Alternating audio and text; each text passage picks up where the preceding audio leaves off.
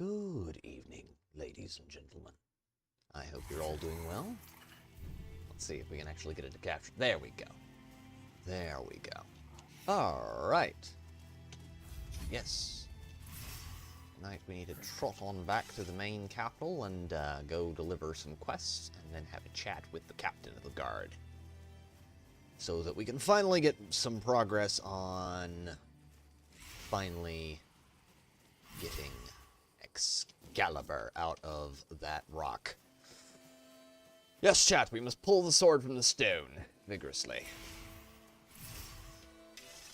I have my small army behind me and a long road ahead of me. But how are you all doing? I hope you're having an excellent evening, ladies and gentlemen. The Grindylow Horde is indeed great and powerful. We shall use it to drive all before us. To crush our enemies. To drive them before us and hear the lamentations of the women. God fucking go, man. Chat. I have been working on an audiobook today a lot. Probably recorded like an hour and a half. An hour and a half of total audio. And I'm able to keep about half that. But, God, it's been fun. Like, I haven't had this much fun working on a project in a hot minute. I know. Air's thick with weirdness. I know. Let me kill things. Not first.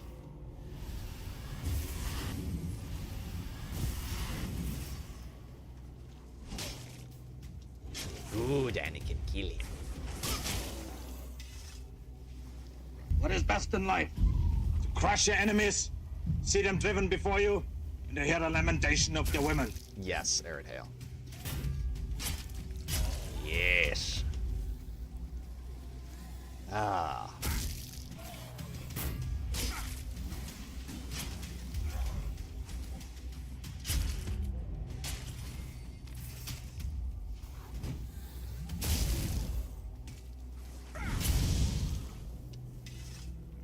All right. Yeah. The audiobook recording is going very, very well. That will be out soon-ish. I'm not going to say exactly when, because I don't know, because I've got a lot I have to do on it. But when it is out, it will be very interesting to see if y'all share my interests as far as books. This is good shit. Very snappy. Got two at once. Nice. Is that a Four Dweller Knight? Where is he? Yeah, there he is. Eventually, we'll be able to farm those for loot.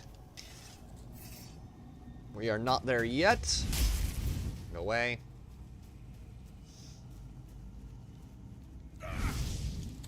Honestly, if they add something like this to Skyrim, that would be so cool. I would like... Not Skyrim, Elder Scrolls 6.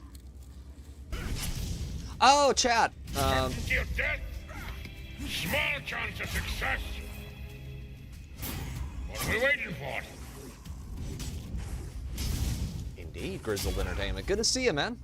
To the sound of the pouring rain, and the stream that flows from hill to plain, better than rain or rippling brook. There's a mug of beer inside this tub. I was actually listening to the theme song to The Hobbit today. Hello, Grizzled. How are you? Hope you're doing well, my man. Very well indeed. Thank you.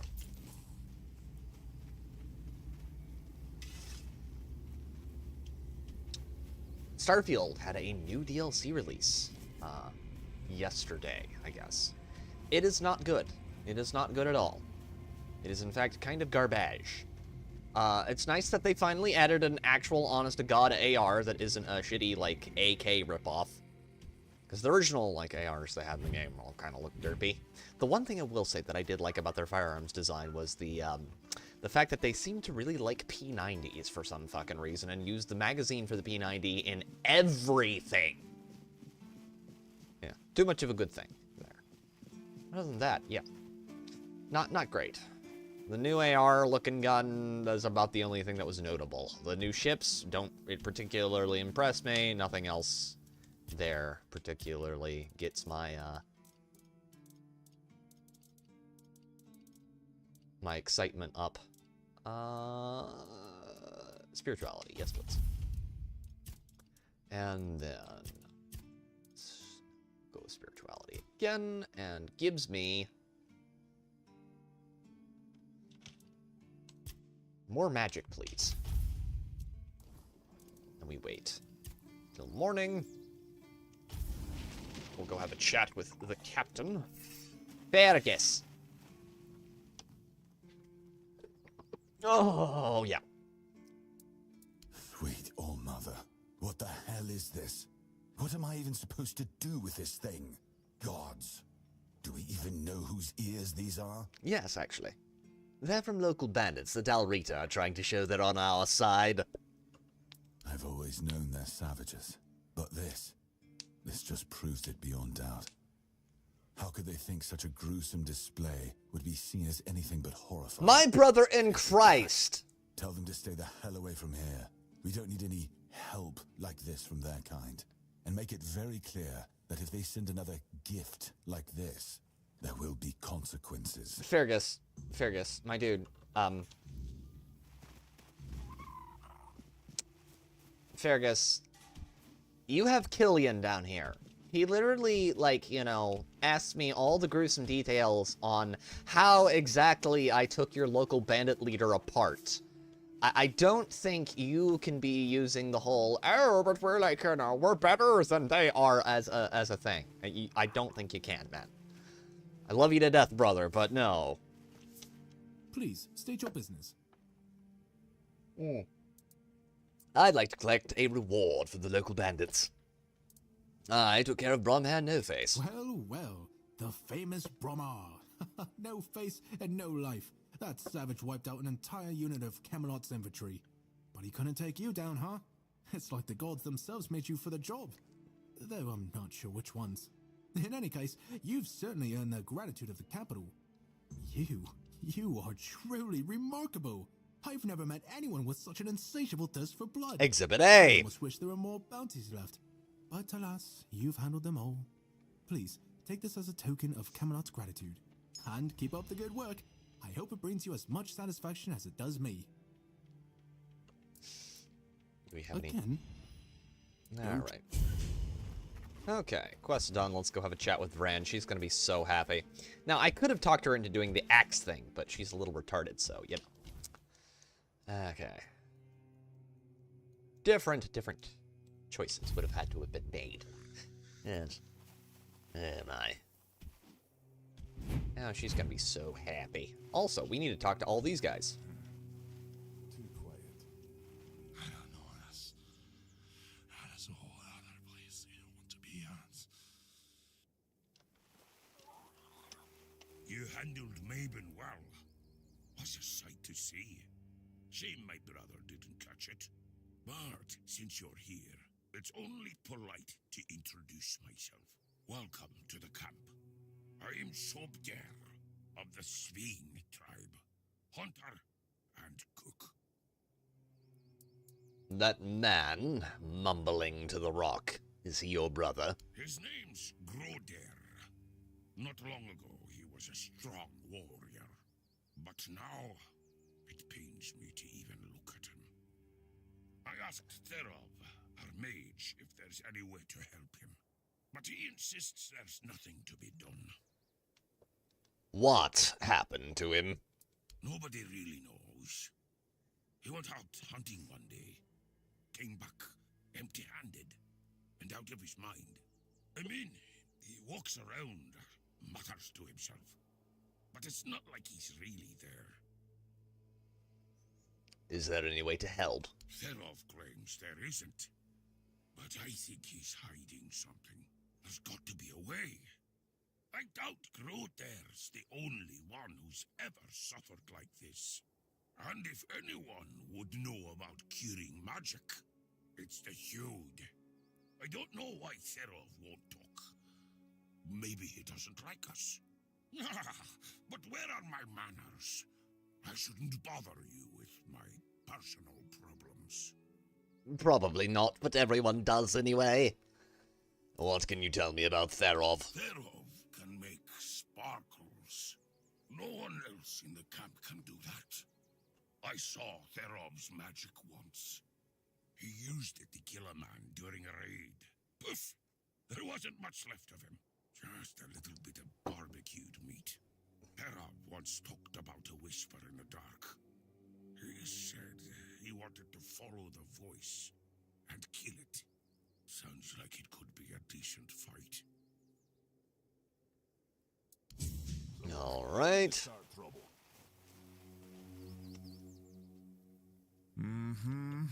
Still doesn't tell me anything. And what's going on? First, he showed up here like a dimwit. Now you're walking around camp like it's nothing. I look into your eyes and I don't know whether you're made of steel or you're just a fool. But you are here. And Maven didn't chop you to pieces with her axe. The runes seem to favor you, even though you're an outsider. I guess that has to be enough, for now. It's still more than you should expect. If you need something, talk to Vran. She's in charge. The woman. What's happening to Grodair? Grodair walks in another world. His body is here, but his mind is lost. To Dalriata, madness is the worst fate we can face. Therov prefers not to imagine where Grodair's mind wanders. Therov prefers not to look at the lost brother. Therov pities them both. Stop speaking in third person, you tard. Don't you want to help the tribesmen? Therov hails from the Theod tribe, while the brothers are Svein. Therov prefers not to interfere in Svein matters, out of respect for their independence. I'm not sure whether this is intentionally him reading this in third person, or just the guy who got the script was just fucking like, you know, fuck it. I'm just gonna read it word for word. God. Considering how bad that last voice line was, I'm kind of,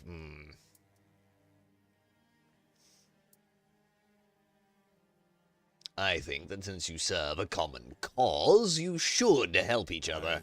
There is wisdom in that, Wanderer. And it's true. Therov may have a solution that could help. But no Dalriata would take on this task. And why not? All signs suggest that Grodair is slipping into madness. And though we are brave people, every man's madness is different. When you don't know what you're going to fight, you don't know how to fight. And if you don't know how to fight, you can't be sure you'll win. That's why no Dalriata can help Grodair. Sobdair would like to help, but he's a simple soul and doesn't understand the deadly danger he might face. I'm not Dalrita. I could help. Truly? A wanderer willing to help a stranger from the tribes? That's honorable of you. Therov is willing to share his knowledge. Give this potion to Grodair and hold his hand. It should give you access to his soul. With a bit of luck, you'll find Grodair there himself. And maybe you'll be able to convince him to come back. Either way, Therov offers you his highest respect. What you're attempting is brave indeed. Good luck, Wanderer. May Mayfair's grace guard your mind. Alright. Let's go. Let's go drink the Coke potion. Here, drink this. It's from Therov.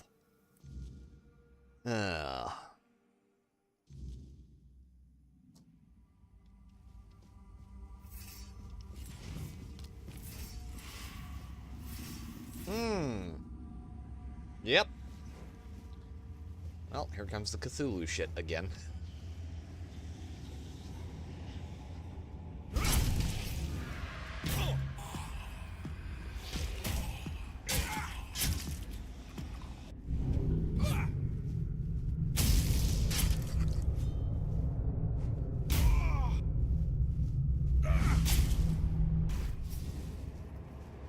Missling down. And the two weird spirits down. Oh, that's lovely. God, I will say one thing. I have a lot of critiques of this game, but my God, their environmental design is on point.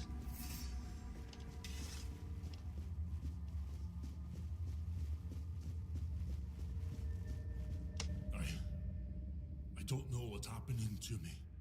It's so strong. Sobder. I hear him calling me, but I can't answer him. Help me, brother. Maybe you should not stare into the void. In this world, it tends to stare back. Do you remember what happened? It's all so hazy, so dark. I was chasing a deer, but it ran too far, and night caught up with me. I didn't have the tools to start a fire, and the weirdness came for me. Then just darkness. Darkness and voices. I tried to speak, but I couldn't. I tried to take Sobdar's challenge to free myself, but something wouldn't let me. I felt anger tearing me apart from the inside, and then your face appeared. Let's go. Sobda's waiting. Thank you. Right. Saved one dude from a weird Cthulhu thingy.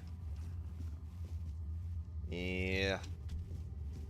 So basically, how the weirdness works is it's very similar in a lot of ways to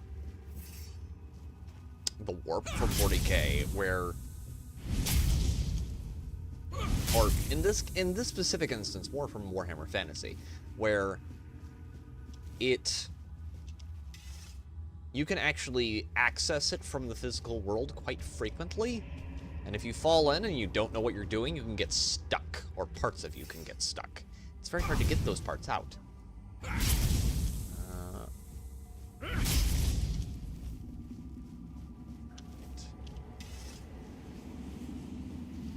Horns of the South.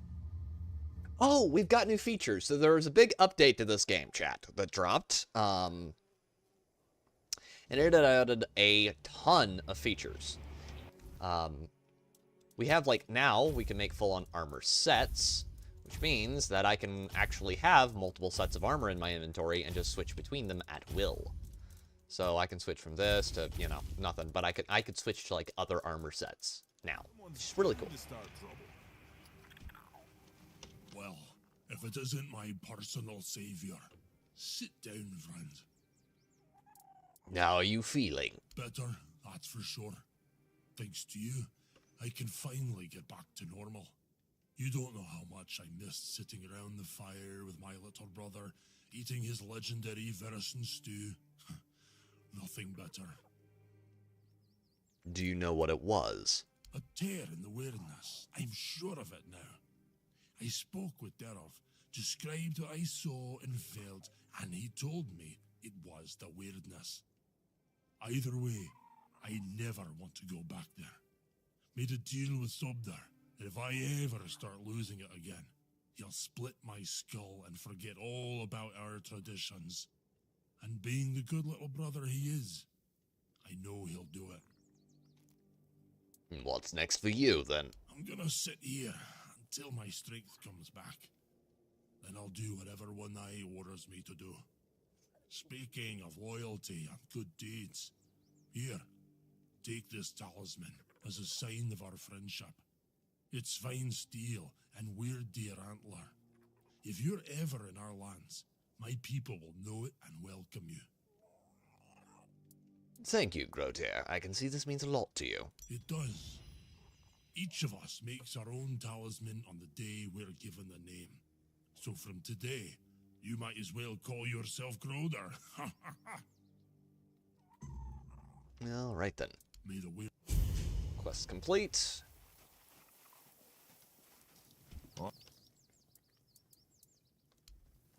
Right. We're gonna want to now go chat with Vran and then go talk with the big man. If nothing happens by nightfall, I'm starting a brawl. You're back already? And what did they say? Let's just say the quartermaster wasn't exactly thrilled with your gift. Ungrateful bastard. So what? The keepers let bandits take over the entire south, and now he's throwing a fit because somebody else is doing their job for them. Fine. Once we take the horns of the south, that quartermaster and his lot can fend for themselves. I'm no lending him even one man. Oh, One Eye is going to be furious. You head to the temple. Maybe if you're there, you'll keep him busy enough to forget this whole mess. Doubtful, but we shall see.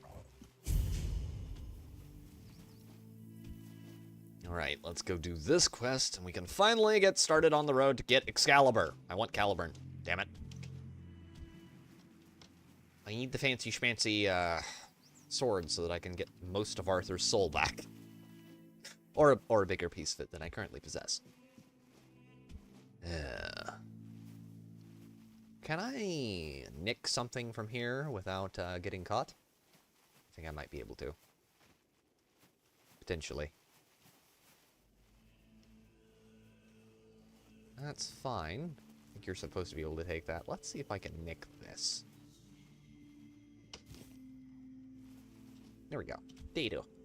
Diddly diddly dee. Potato. Okay.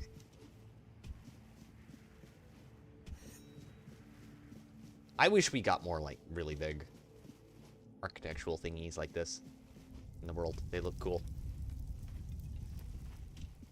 Alright, let's go have a chat with them.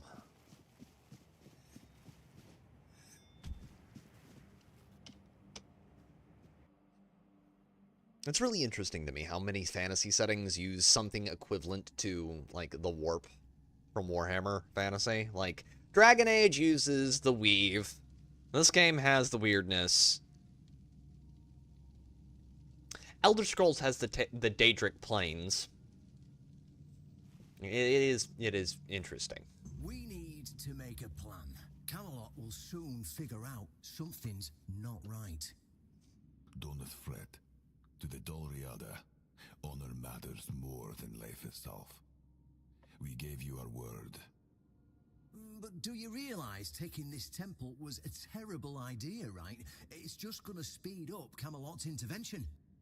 Taking the temple was inevitable. Why? What do you mean? What do you mean? Are you trying to provoke Camelot into invading?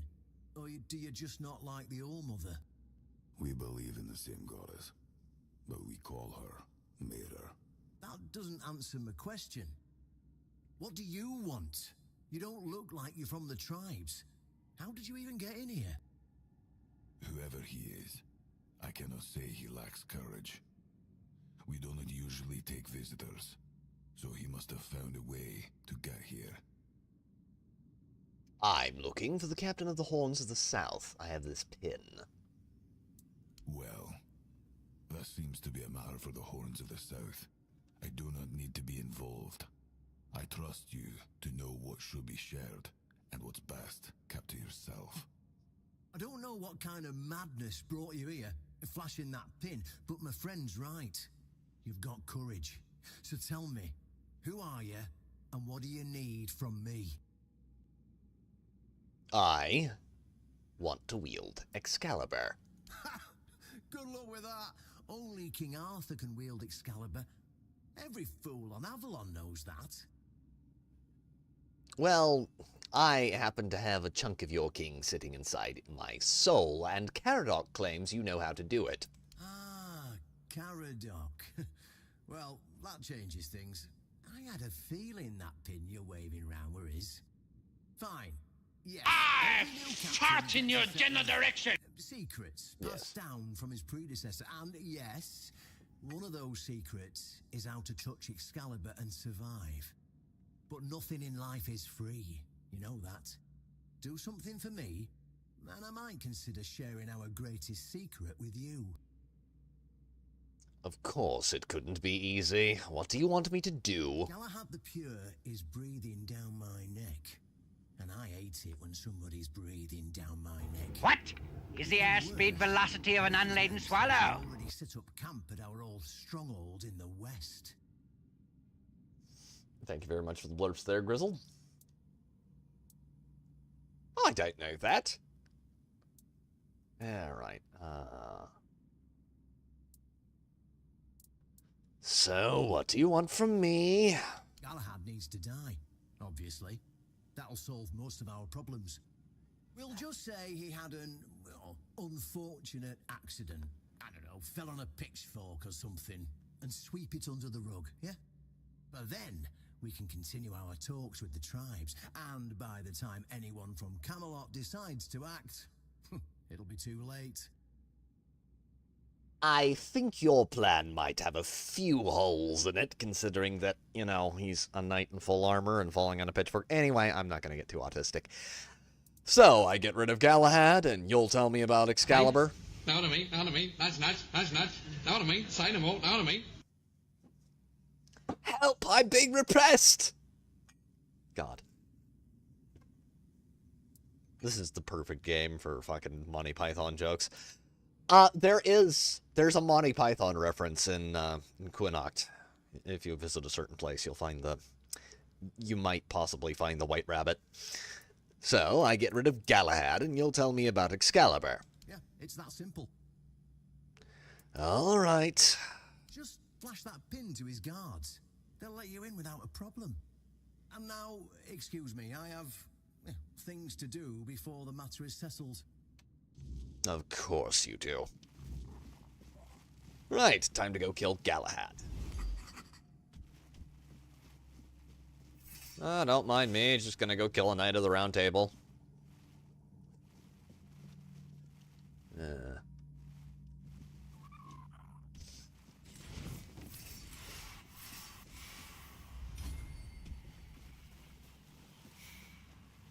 I don't remember if they have... They don't have the Holy Hand Grenade in here, though. That does make me a little sad. Something similar, at least, would be cute. Although some of the spells work about as well. But it's interesting, because you'll see, like, a lot of fantasy settings that have, like, the whole, oh, you have the real world, and then you have, you know, insert alternate plane of existence where magic comes from here. Which, honestly, makes a lot of sense, considering it's drawn from, like, the old idea of, like, you know, ether and all that shit.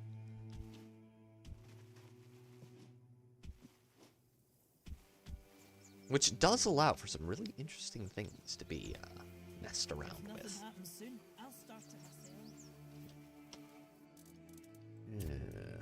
Right. Armor.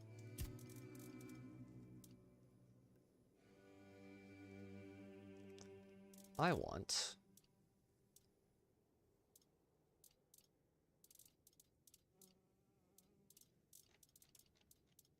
Galahad is a royal prick. I do not like him very much. I don't think most people like him very much. Galahad's just a total tard. The worst variant at a tale.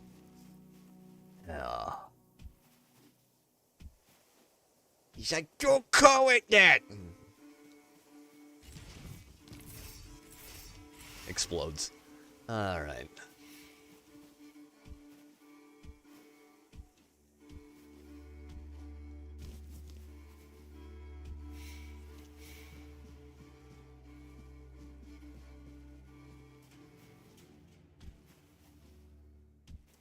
Right.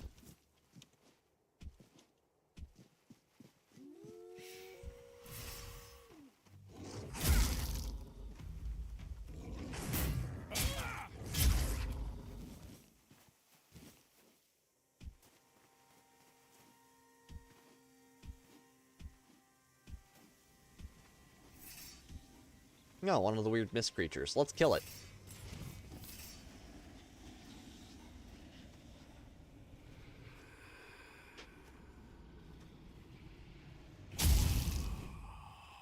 And he's toast. Alright. We do a little trolling, chat. We do a little trolling. Ah. Good day.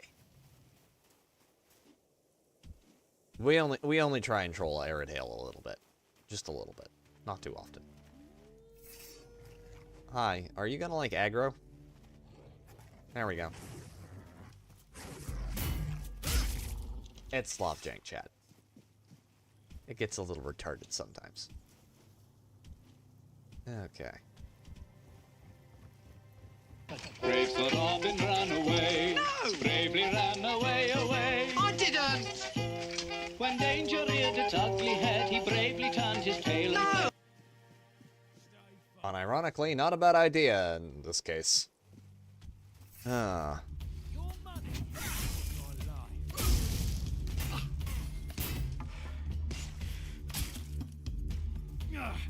I'm not beaten yet.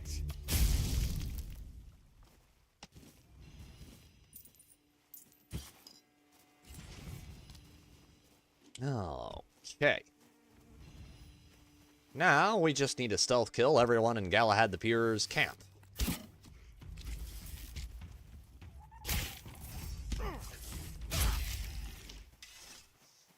Oh god.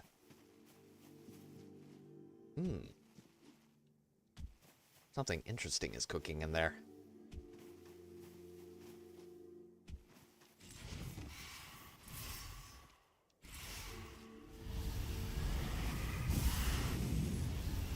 Here's but a scratch. A scratch? Your arm's off. No, it isn't. Well, what's that then? I've heard worse. I'm not dead!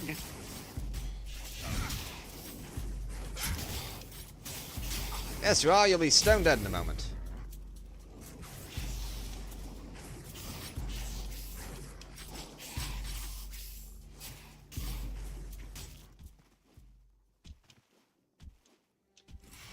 Comes in like Aragorn at the end of the end of the Battle of the Pelennor Fields, just an entire undead army trailing behind me.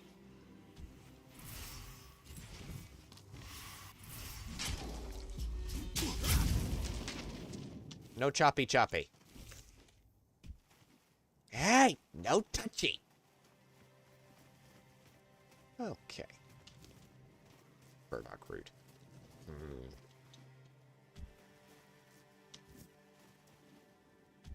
Right then.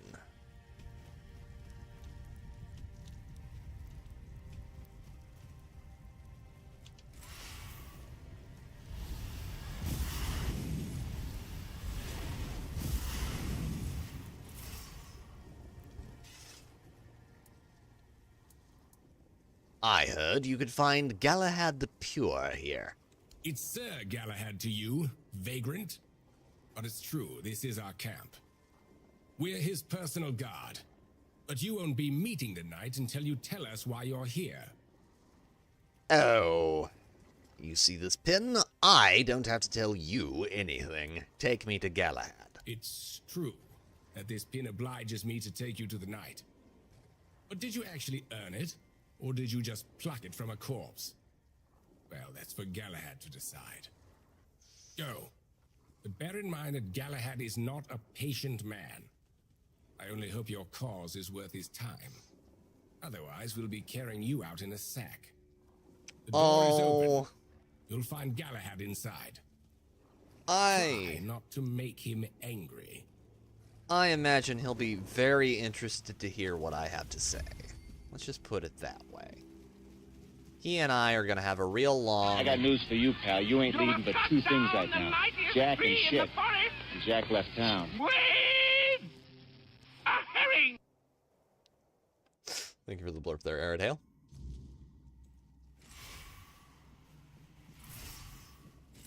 And Grizzled. God, Army of the Darkness is so good.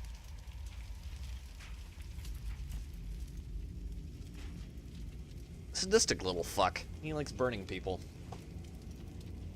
I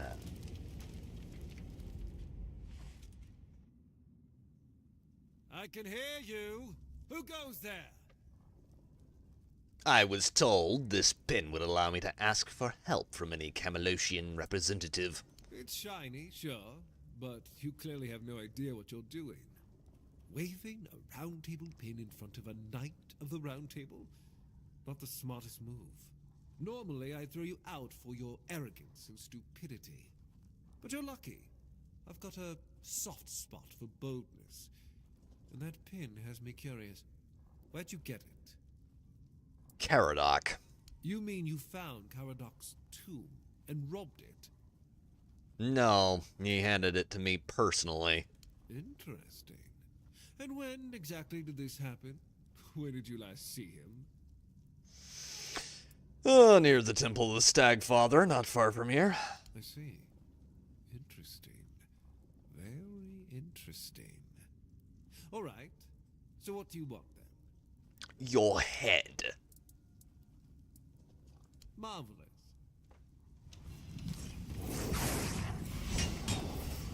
Video game, why did you make me so slow there? That was unnecessary.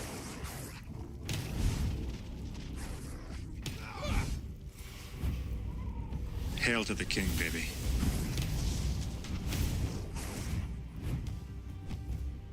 Indeed.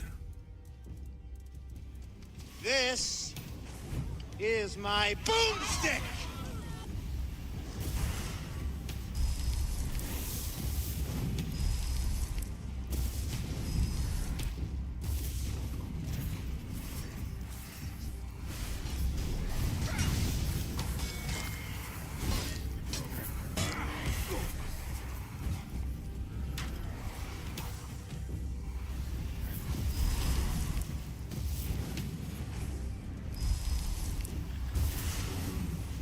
I'm just gonna bury him under summons until he dies.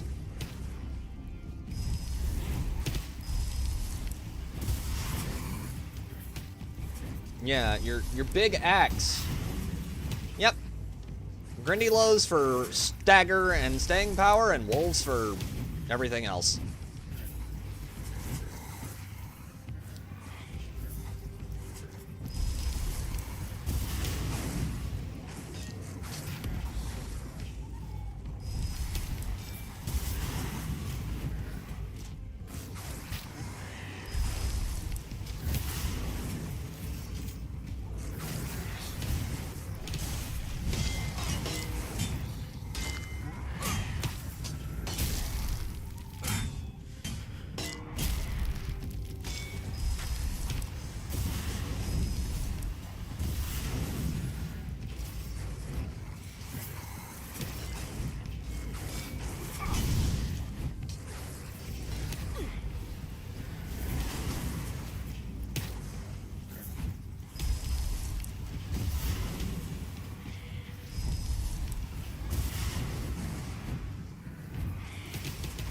Bump on him a little. There we go.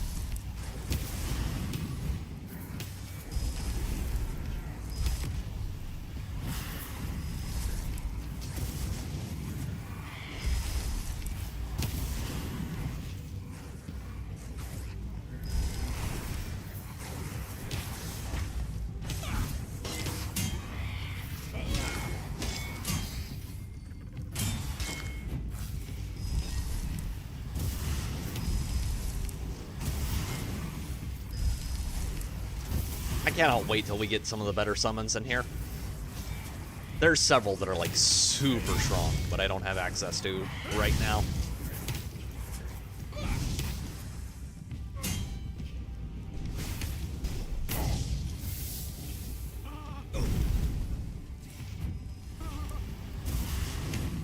Nope, nope, nope, nope, nope. You will not be burning me alive today, sir. Sit down. Down, boy, down. Bad Galahad. Bad. Die, please. Thank you.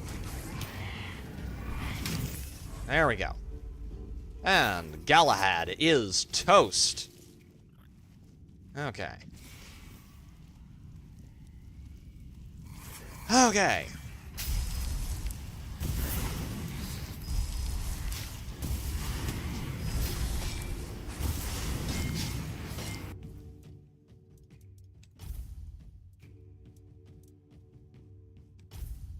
Where is my plus encumbrance ring? Please and thank you.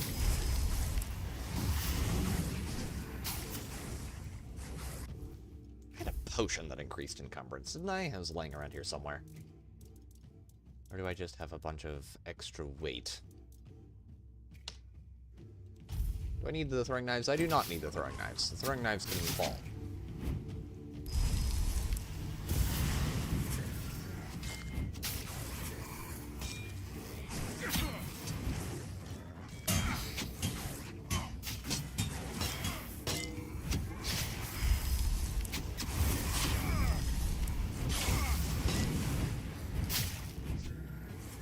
excuse the hell out of me.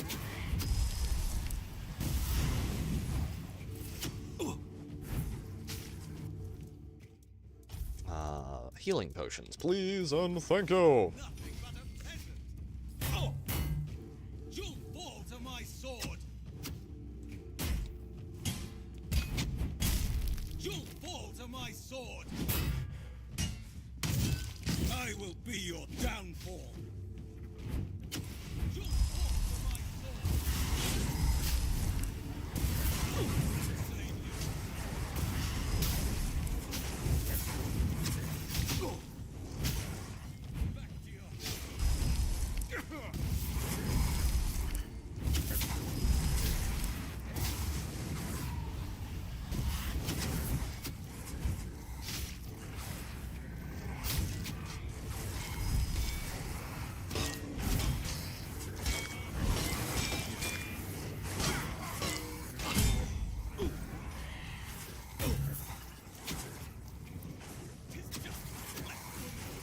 Wielding. Strength of 100 men.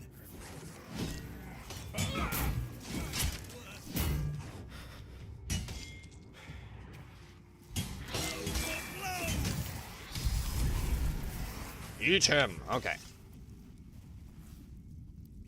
Now that I've taken the skulls of my enemies, I need to go out and clear out the rest of the camp, set a campfire, talk to Arthur, do all that good stuff, and come in and collect all the loot.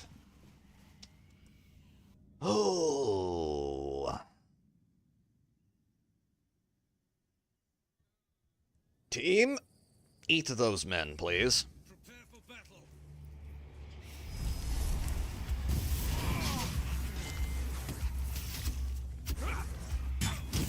I'll get you back tenfold. I'm sure you'll think about it for like 10 seconds.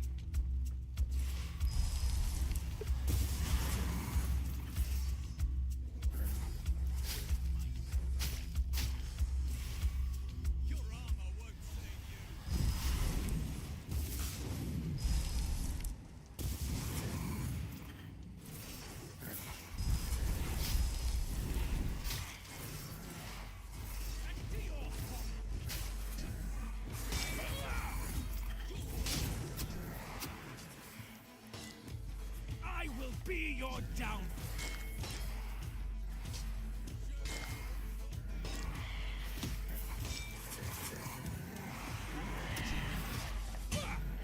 Back to your Aw, damn it. I shouldn't have come down. Ah. Oof. Mmm.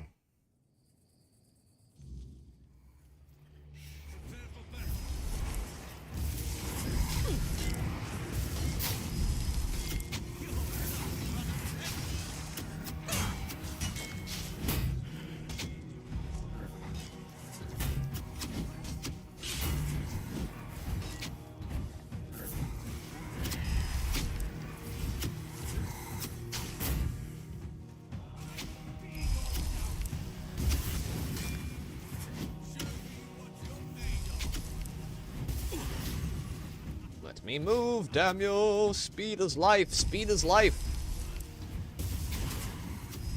Hans, are we the baddies? No, of course not. Why would the guy with a giant, like, necromancer army be the bad guy? What would possibly make you think that, Aerodale? That, of course, means that we're the guardians of, you know, truth and justice, and, you know, absolutely the good guys in every way, shape, and form. Ow. It'd be nice, video game. I've had work. Have you?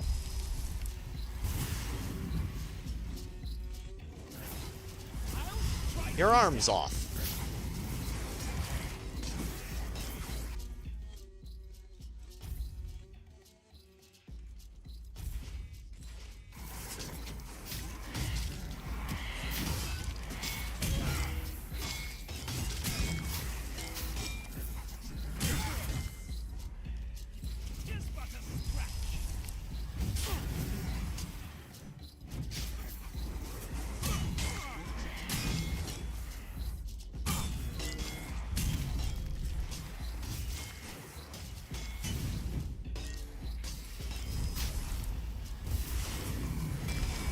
also very nice, and, you know, they symbolize human purity or some shit.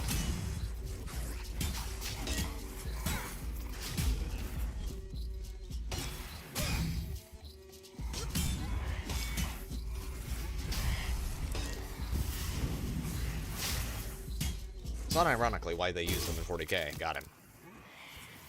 Anyone else? Yes. Yes, there is. Let's go kill him. Murder time. We may be in for a fight. I'll get you back tenfold. You're nothing but a...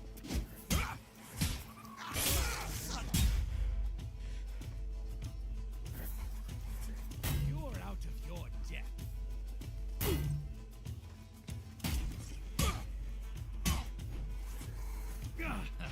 I've had worse.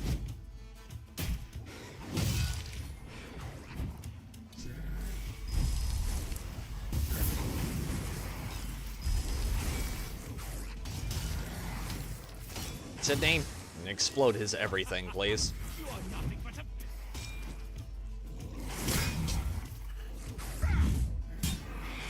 Your armor won't save you. Okay, I think that's everyone down. I think. Let's drop a campfire here, have a chat with Arthur. Dummy, could you, like, not be in the way for, like, 5 seconds? Thank you. Arthur! What was Galahad like in your day? Much the same. He was a fierce warrior, determined to win at any cost. I watched him closely, and I found him too consumed by cruelty. That is why I chose Seawall and Palamedes as my closest confidants, not him. Yet this Galahad still seems devoted to Camelot and the old ways, and he remains just as fierce. And no less of a sadist, it would seem. Oh, that's lovely. Let's fuel this and stash our junk, because we have quite a bit to stash. All that. That. Swords. I don't need the Warhammer. Probably don't need the parrying sword. I'll keep the one with the Blight Opal on it, because it has the Blight Opal on it. And the Blood Blade for now. We're going to dump that and that. That should be it for now. And then we need to go back in there and loot all of his guys inside.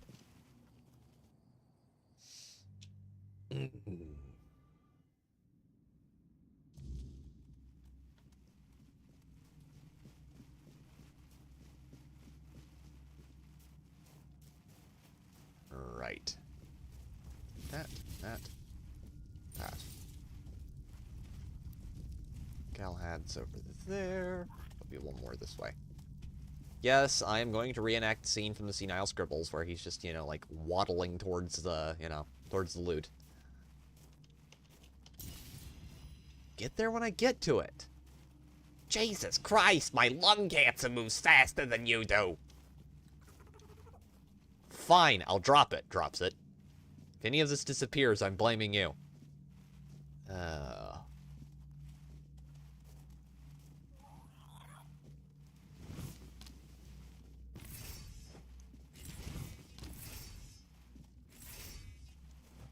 Wait, this sword is supposed to poison people, right? Oh, I don't have high enough dexterity, so it won't do it. That's good. Oh, God, that's gay. What?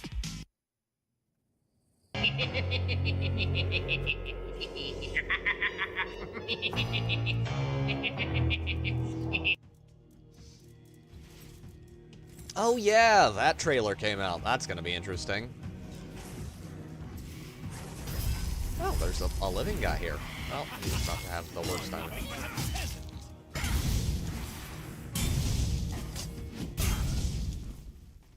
You're about to have the worst day of your life. Stash. Junk. Knight's helmet. Knight's helmet. Iron helmets.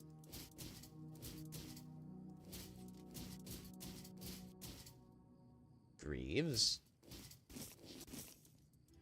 Oh, ditch the Greaves. Ditch stitch the helmet, stitch the whatnot. I do think I need that, though. I don't think I want to. Don't have high hopes for that movie? Yeah. If it turns out to be good, great. For now, I'm basically just like, I'm expecting it to suck. Because everything else sucks right now, as far as Hollywood goes. Honestly, chat, that's the main reason I don't cover, like, you know, films and TV as much as I used to. I'll do it occasionally for the lulz, like I did with Ironheart, but like outside of that, I have no interest in covering it at all, because they just show no signs of actually improving or getting better. Like, gaming, at least, there's good shit going on in gaming, like, all the time. Like, you have studios like this one, which are constantly releasing new and cool stuff. You have publishers like Hooded Horse making new cool games, which we will probably be streaming at some point next week. There's good stuff going on in the gaming side of things. There's just not a whole lot going on inside of Hollywood. Which is why it's very depressing to make content about it, because it's just like, oh god. Can you people, like, not rape what I like, please?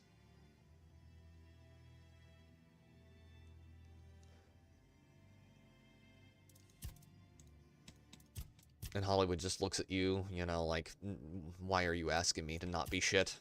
Okay, I need practicality or perception?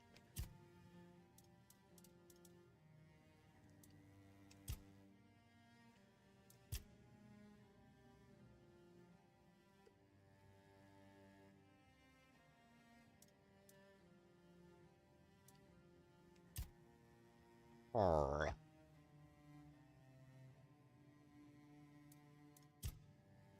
We are going to play Menace at some point. I'm not sure what's going on with Dark Tide for now, chat. I'm just going to warn you, we may not be streaming that as much anymore, because I'm having too many stability problems. Like, it is bad. Really bad. And I have a pretty good rig that can run most things, so we may just stream Space Marine 2 instead for a little bit, while we figure out what the hell's going on over there.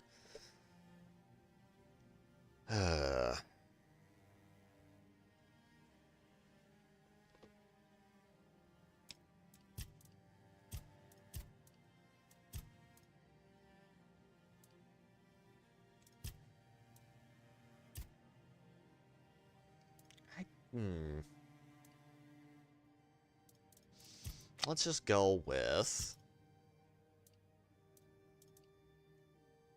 probably more magic. Hollywood simply says, you think this is bad? Here, hold my beer. Yeah. Yeah. Which is really sad, because I used to love watching the movie of the week. It's good shit, usually. At least some. Stash that. That and that. Okay, let's go loot those guys up top. That will be easier to get the loot back from, because we can just fall. Okay.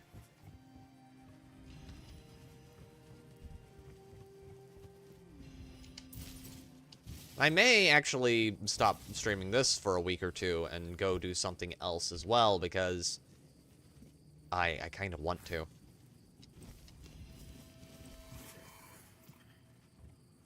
Most movies I watch are classics. Yeah, I'm finding I watch a lot more older stuff, too.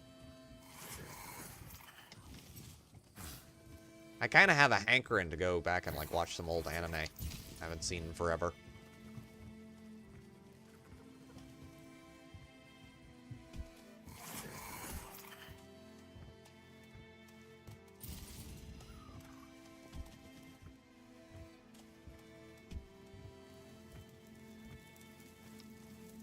If I can get enough people to commit and actually show up, we might start doing watch-throughs, watch-alongs on the channel, but last time I tried to set something like that up, people didn't show, so, yeah.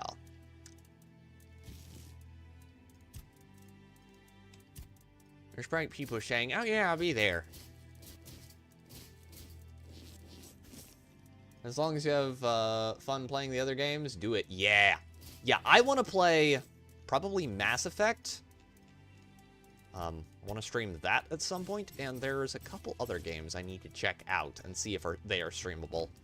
We'll be checking those out as well.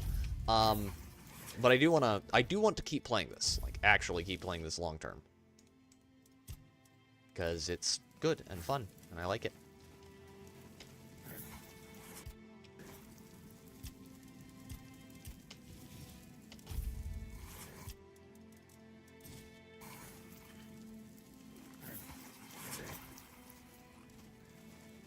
I'll tell you a game I'm really looking forward to when it comes out is the new Expanse game. That looks fucking awesome. Alright, let's see. What all do we have in our bag? +3 max stamina permanently? Hell yeah, brother.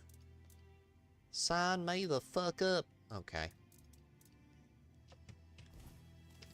You take that deal? I'll take that deal. Damn good deal.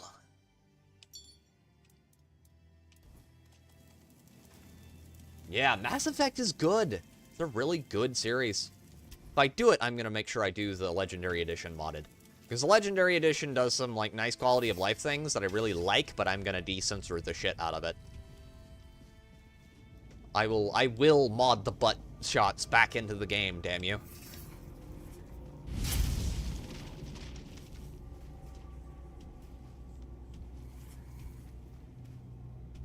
Taking those out should have been classified as a war crime. Okay. Here we go.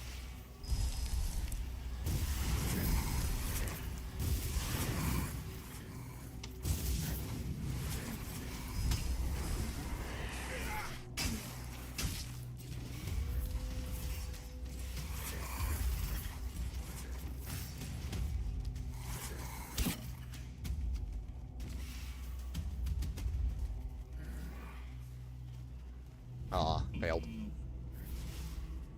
Damn it. Oh, these guys. You look like a worldly, well-travelled person. I'm not wrong, am I? Of course I'm not. Tell me, would you be interested in some incredibly rare, mysterious and precious items? Sure. Then let me introduce you to a one-of-a-kind collection of Arthurian relics. I assure you, you won't see anything like this anywhere else on Avalon. Here's an authentic Four-Dweller's tooth. And look, a bone from Sir Galahad's little finger. And over here, a fragment of a foot wrap worn by King Arthur himself, along with many other riches. Aha. Unknown, unknown, unknown. Oh dear. Oh god. Okay. Weapon relic. See, the expensive one I would bet you actually does something, but we're gonna start selling junk because we have a lot of it. War pick. Take all my war picks, please. Keep the branding iron, it's unique. Longsword +2, you can have that.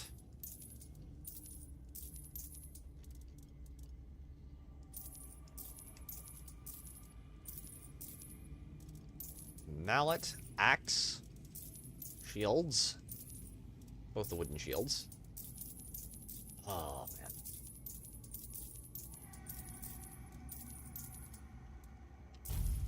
I thought about inflicting the new Starfield DLC upon chat tonight, but I ultimately decided against it. I did consider it, chat. I do have it, because I was one of the poor suckers who bought the pre-order, which is why I'll never pre-order anything ever again from a AAA studio.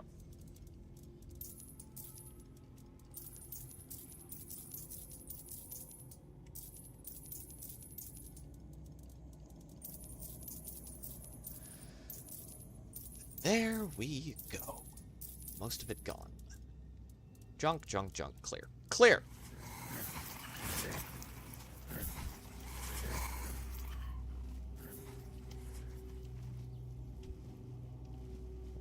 right. This puts us...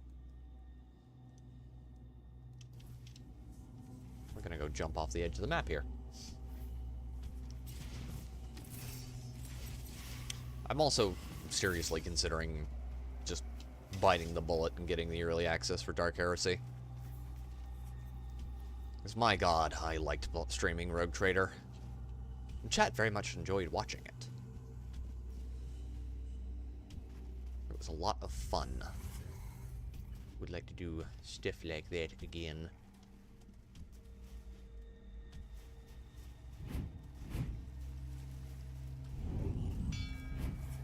Oh, hi. Please stay in the water and not anywhere near me.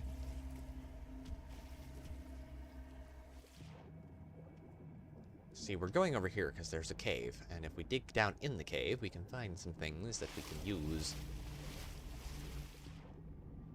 I think we have to do like 3 more things, and then we can go to Kuanacht tonight, which will be fun. Kuanacht's cool. Kuanacht has many, many, many things in it.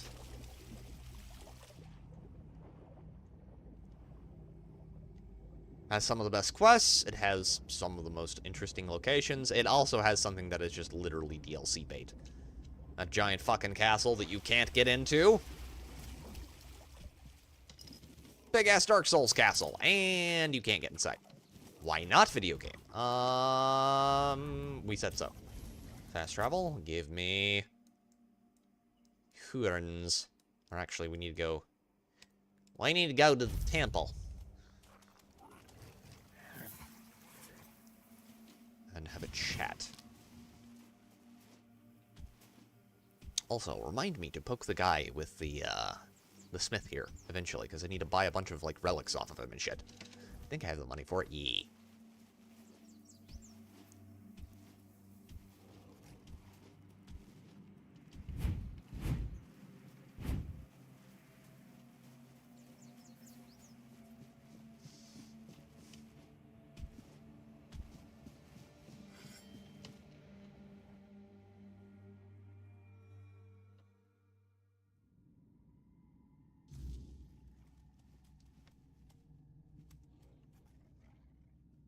Oh, look who's here.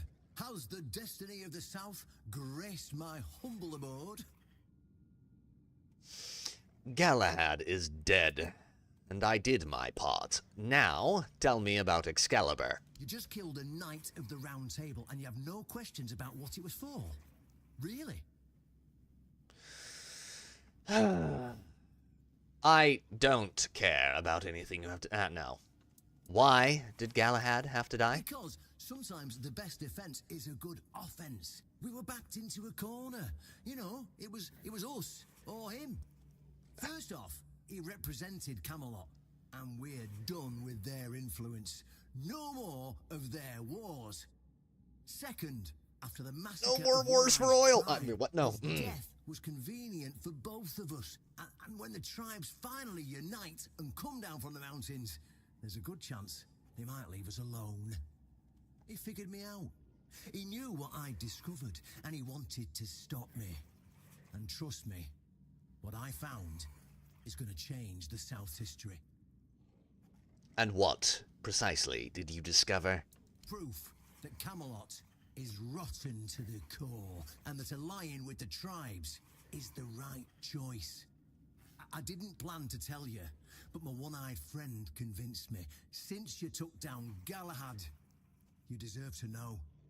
As a reward for your help, I'll share this secret with you.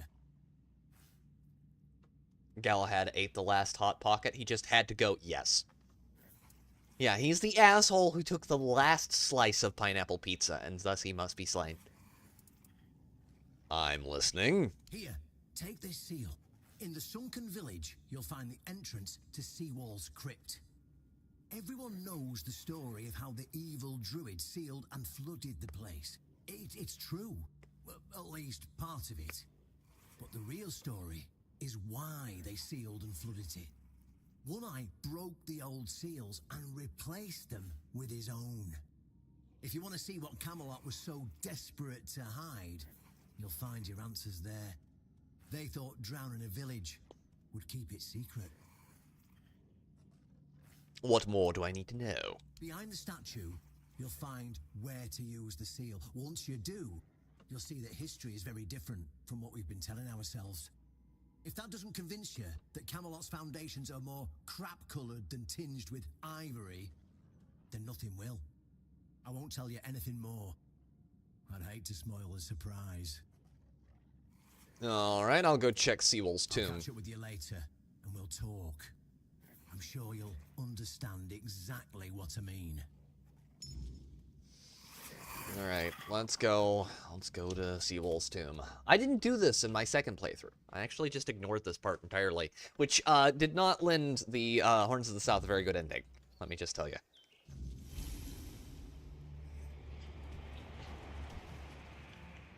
Very bad things happened because I did that. I just went and yoinked Excalibur and fucked off.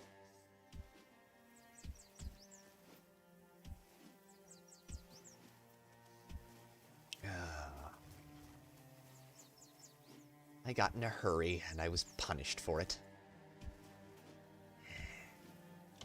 This game is a lot like Mass Effect in that if you actually bother to do all the things, you can get a pretty darn good ending. Where you don't die, no one you really like dies, and everyone lives, oh balls, happily ever after, which is just...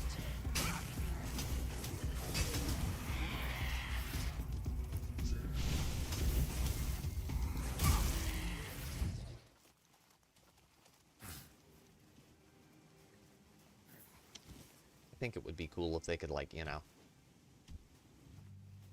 Hold up. I do think it's interesting. They actually bothered to give two-handed weapons more than, like, 2 attack patterns. It's very, very cool. Lessons could be learned from a certain other company about doing that. Looking at you, Bethesda, you lazy bastards. Because I did fire up the new Starfield update, and I played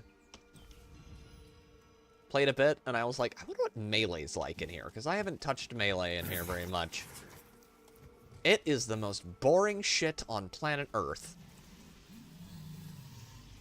It's awful. Like, their gunplay is not the worst thing I've ever seen, but just the gunplay in that game is just... It's not nearly as good as in a lot of other PvE games I've played, and the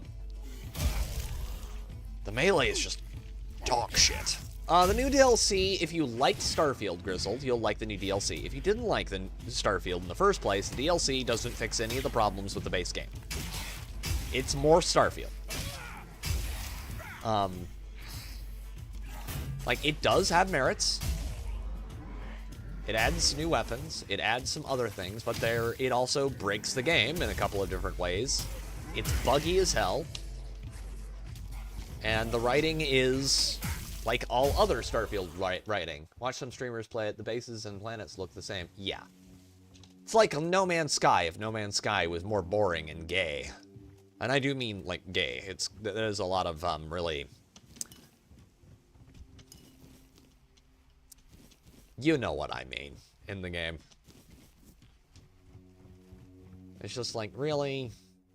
You know, if you spent half the time appealing to the rainbow crowd as you did, like, designing systems and shit, and maybe making the combat more interesting, and making the exploration more interesting, and actually carving out, like, 90% of the fucking loading screens, this game would have probably sold a lot better. But no.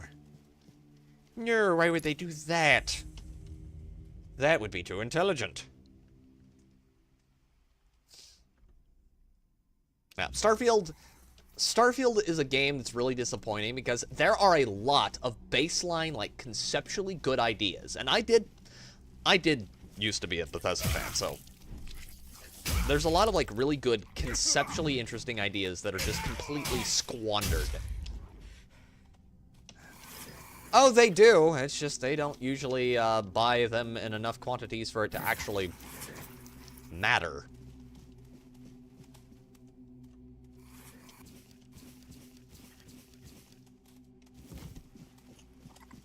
They do complain the loudest.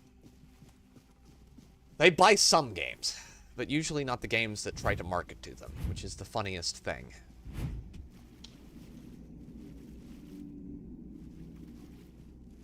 I am gonna kill all these guys. Oh wait, I can't, I forgot.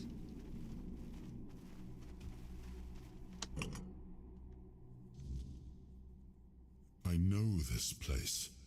I remember it, although my memory is still clouded. Tell me what you remember. I was here with Merlin. We had a disagreement about something important.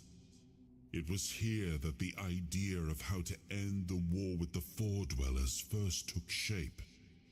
But what happened next is still unclear. I don't remember.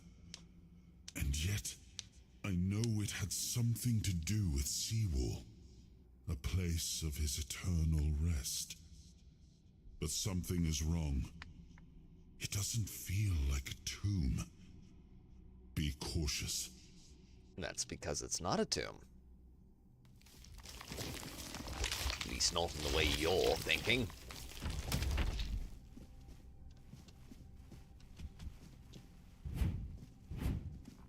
The weird thing is, like, a lot of those types just buy, like, fucking spreadsheet games and shit. Or fucking mobile crap. They don't really play a lot of anything like this, really. Although, there's a surprising... The Elder Scrolls YouTuber to tranny pipeline is a real thing. Oh, God. You are not him. You are different. And who are you? I am Seawall Firstfoot, the one who scouted the land before the traitor Arthur set foot on it. Traitor? I was loyal. I was devoted. Arthur wanted more. Arthur betrayed me. Seawall Firstfoot, the founder of the Horns of the South. Yes, it is my legacy. The jewel of the South, the safe haven of honorable men. A lot has changed. I've been here for so long. It doesn't matter anymore. Why did One Eye reseal your tomb? The Dalriata promised me revenge. They understand what happened here. Everyone who comes here has the right to ask. Tell me, what happened here? I was the most loyal of Arthur's men. I was the first to go ashore and take on any danger that might arise in this new and unfamiliar land. Then came the war. I fought by his side, shielded him with my own body. I trusted him. But Arthur wanted more. Arthur longed to possess a power equal to that of our enemies. So Merlin decided our king must first become immortal. Only then could he achieve greatness. But Merlin needed volunteers. Trusted people to go first to make sure that his methods were effective. So we wouldn't risk Arthur's life in trying to grant him immortality. They thought I had died, so they buried me. The experiment was a success and they didn't notice. Arthur's greed and Merlin's obsession made me what I am now. Arthur should have made sure. They thought I was dead, but I heard everything. I know there were others after me. I know that the king didn't hesitate to do anything to achieve his goal. He experimented on all the knights, abusing their oath. He told them it was for the greater good. lives, our lives, meant nothing to him.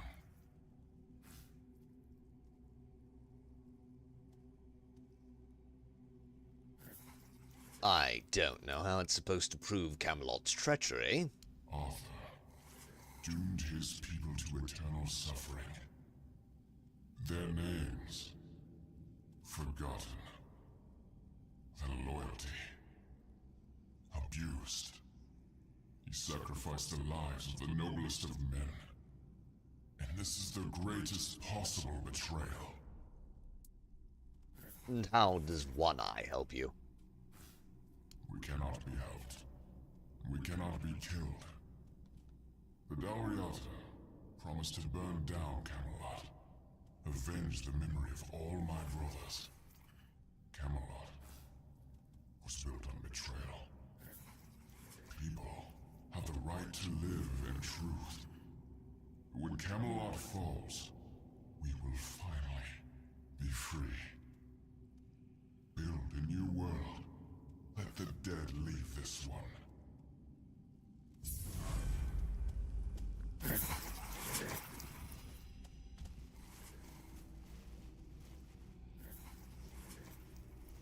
That is what we call a majorly fucked up experiment. Not quite like Demonculaba bad, but it's pretty bad.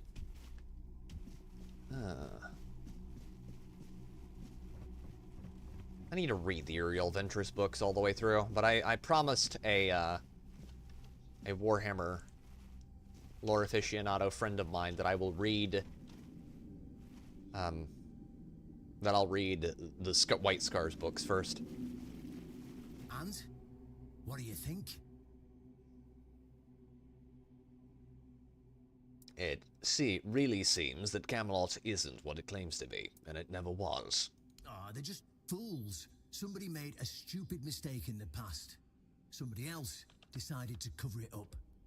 Somebody came up with traditions and stories to mask what was done. And for hundreds of years, fools were eating it up because the lies were easier to believe. Really, there's no point in invoking tradition any longer, because it's worth shit. The only thing that matters is safety and loyalty towards the one who can provide it. And honestly, I don't believe the ones running this entire circus will protect anyone but themselves. You're not entirely wrong on that. Well, what now? Why did you want me to see this? Well, now we found ourselves in what I'd probably call a clusterfuck. And somehow you unwittingly became the most important person in the region, because your decision will change how the entire situation unfolds. You see, the boys from the Horns of the South are split down the middle. Some will back me, but others won't, understand what I'm trying to do. The latter, like Feargas, are the traditionalists, and they know me a little bit too well. If I came to them with this revelation, they'd think it was a conspiracy. But if someone from the outside, someone Feargas trusts, steps in and convinces him, you see where I'm going with this? That makes sense. I'll help you convince Fergus. That's what I wanted to hear. I knew I could count on you. Go talk to Feargas. Get him to visit this place. After you're done, please visit me in the temple. I just hope Feargas shows some sense and oh my god, take over. Okay. I just noticed an audio thing there that really annoys me. Oh.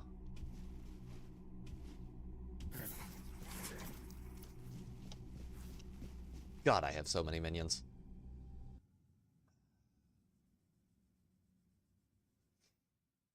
Yeah, I need to read the White Scars books next. I finished most of the, I think all of the mainline Blood Angels books. So I've read Dante, Darkness in the Blood, a couple of the other ones. I think I need to, actually keep a promise and go read Scars next, which will be interesting.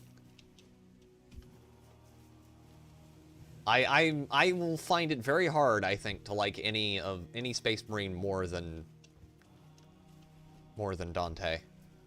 Because he's just so good. He is one of the best Space Marines ever, in my opinion.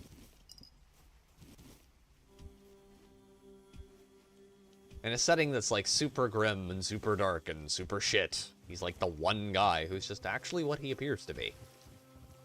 He is a heroic badass. He's a vampire, but he is a heroic badass.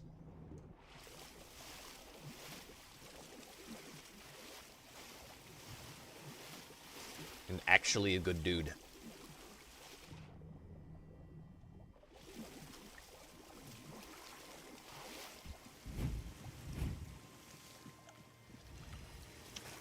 Oh, a wanderer in the sunken village. You must be lost. Back in the day, you just needed to look at the stars and you'd know where you were going. Now, even they are misplaced. Haven't we met before? We're both prisoners at the Island Asylum. Island Asylum? I don't remember being there, not clearly. But when I look at your face, something stirs. Yes, I'm sure we've crossed paths before. And look at you now, out in the world, breathing the fresh air. That's something to treasure, my friend. Freedom is a gift, even when it feels heavy. Enjoy it. The monsters here don't attack you. Monsters? I think you misunderstand. I don't see any monsters here, only lost villagers, still clinging to their home. It's sad, but as you can see, not much depends on us. The world just keeps on happening, and you happen along with it. They were given some time, which they've tried to use as much as they could. That's all. I'm glad they allow me to stay here despite what happened.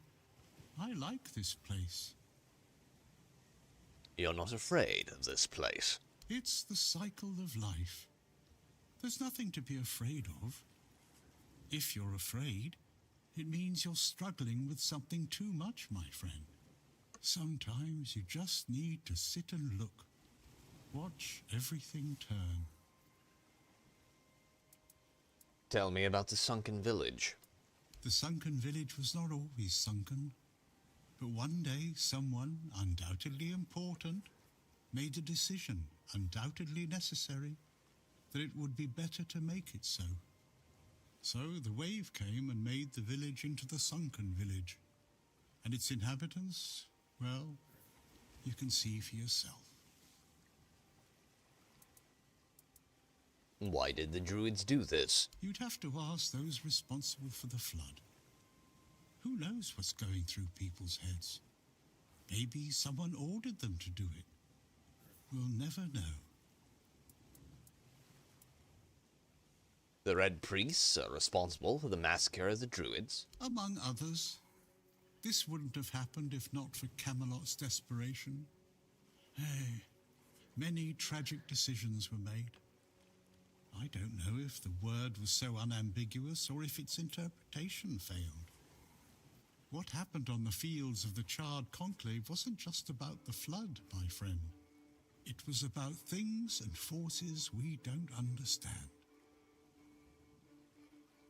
When did the flood take place? Long ago enough for people to have no chance of discovering why it happened. And yet, recently enough that this place still reminds us of it. Now the village is what it is, and the past has washed away. At least it can still be home for them. And I'll stay and look. These are interesting times indeed.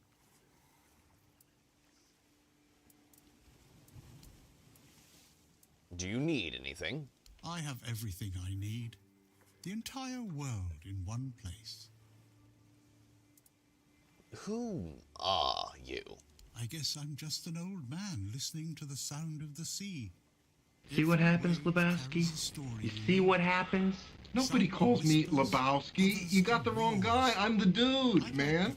Your name's The dude Lebowski, abides. Lebowski. Long ago, I decided to wait for something to happen. So I'm waiting. Hola, Rez. Thank you for the blurbs there, Crystal. Waiting for what? For what's ahead of me. But I can feel that it's closer than ever. Everything that's around us, it's not yet the end. And that thought really bothers me.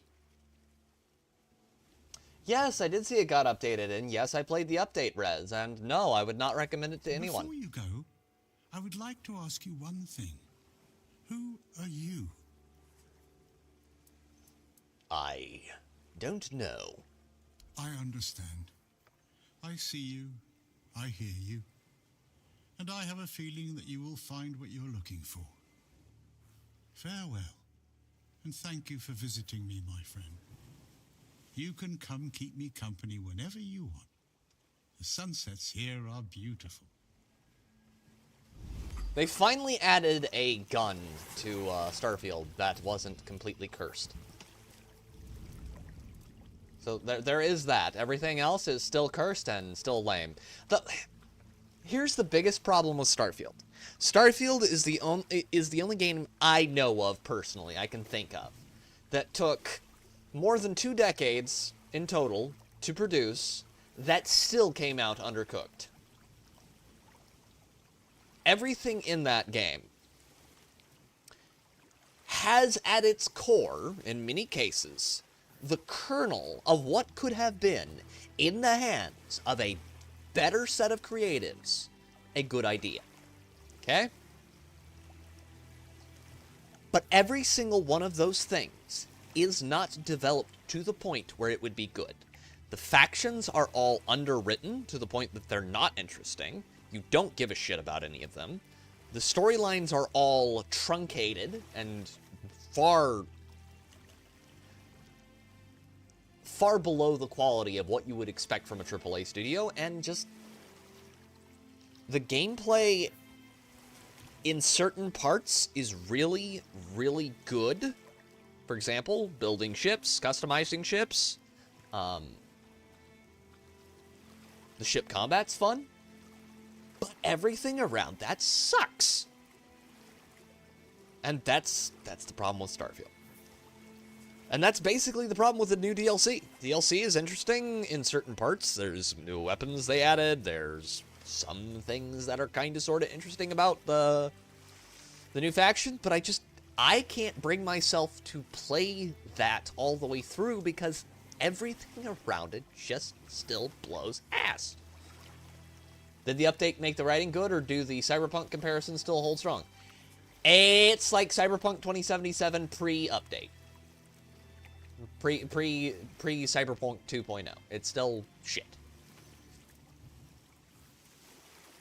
Or, let me put it to you this way. If you like Skyrim, and you don't want anything more than what Skyrim delivers, as in, you don't want any better writing, any better systems, any better anything. You just want, like, Skyrim or Fallout 4 levels of game.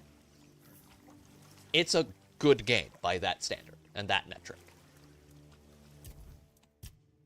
But if you have standards that are above, oh, I like Fallout 4 and Skyrim, well then, guess what? You're gonna be very disappointed. I'm gonna buff dexterity up to 5.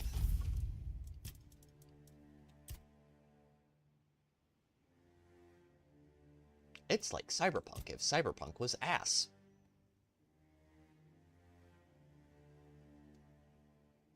Whoa, whoa, whoa. Even pre-update, Cyberpunk still had visual appeal and earned its M rating. That's fair, but it also had, like, a bunch of lobotomized shitty systems that they only expanded upon later. And even now, I am gonna say this, chat, and I know this will be a very unpopular opinion. In the way they're set up, they're actually pretty similar. Like, go here, get quest, go do quest. There's not a whole lot of, like, the emergent gameplay shit you would see with good Bethesda titles. Or titles like this. There's none of this, oh, you can just go off and go hunting things. Yeah, it's just, no. No. Cyberpunk is definitely a better game than Starfield, but systemically, they're uncomfortably similar. Except Starfield's a bigger piece of shit than Cyberpunk is. And Cyberpunk actually does have good parts. And yes, Cyberpunk doesn't treat you like you're 12. Which is very weird, because there's, like, parts of Starfield, unlike... where they do, like, go dark. Like, you can discover, like, underground, like organ harvesting and shit.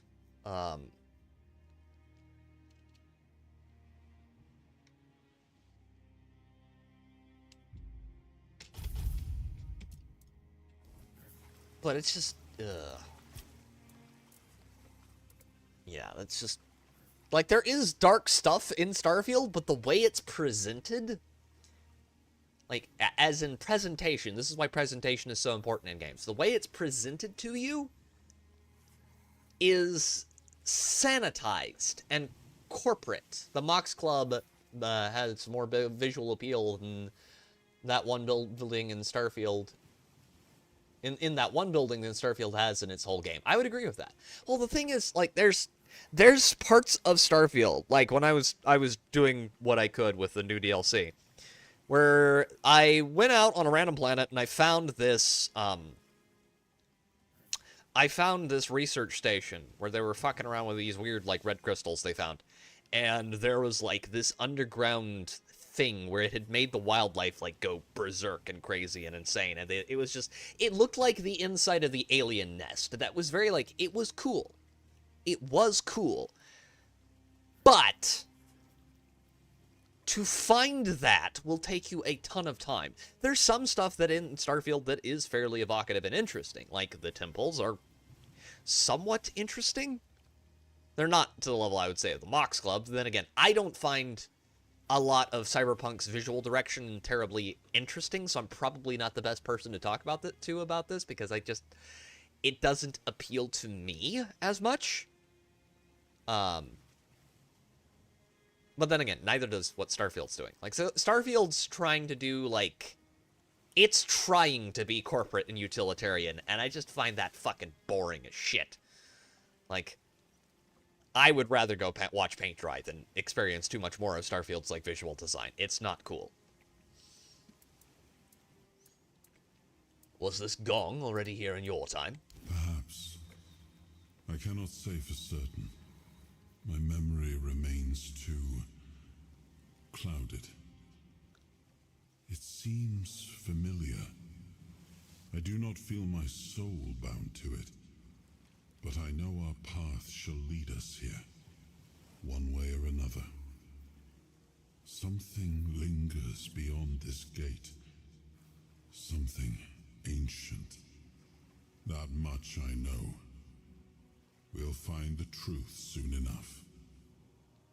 I would agree with that statement entirely, Rez. I think Deus Ex did the corporate look really, really well. But I'm gonna be honest with you guys. Like, I don't like a lot of near-future science fiction that much, as far as, like, just the normal look of people and stuff in it, because it usually just looks... if I wanted to see that, I could just go down to any city center in the US. Like, I could just go down to Nashville right now, and it would look relatively similar. Like, I could go down to I could go to, like, parts of Night City in Cyberpunk, and it would look identical to shitty parts of Memphis. Like, why would I want to go there? It's not escapist. It's just, okay, this is just a bad part of, like, Memphis, Tennessee. Like, why the fuck would I want to go there? Seawall had a lot to say about you. It was the most painful thing I heard. I didn't know. I had no idea this is what happened to him. You didn't know, or you didn't want to know? There were other things that required my attention. We were losing the war. I was needed everywhere. I should have paid more attention to what Merlin was doing. I shouldn't have let go.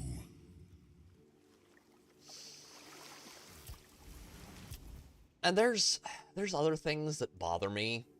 Have you looked at Mortal Shell 2? I have, Rez. That game looks hella interesting. Very interesting character design with that one there.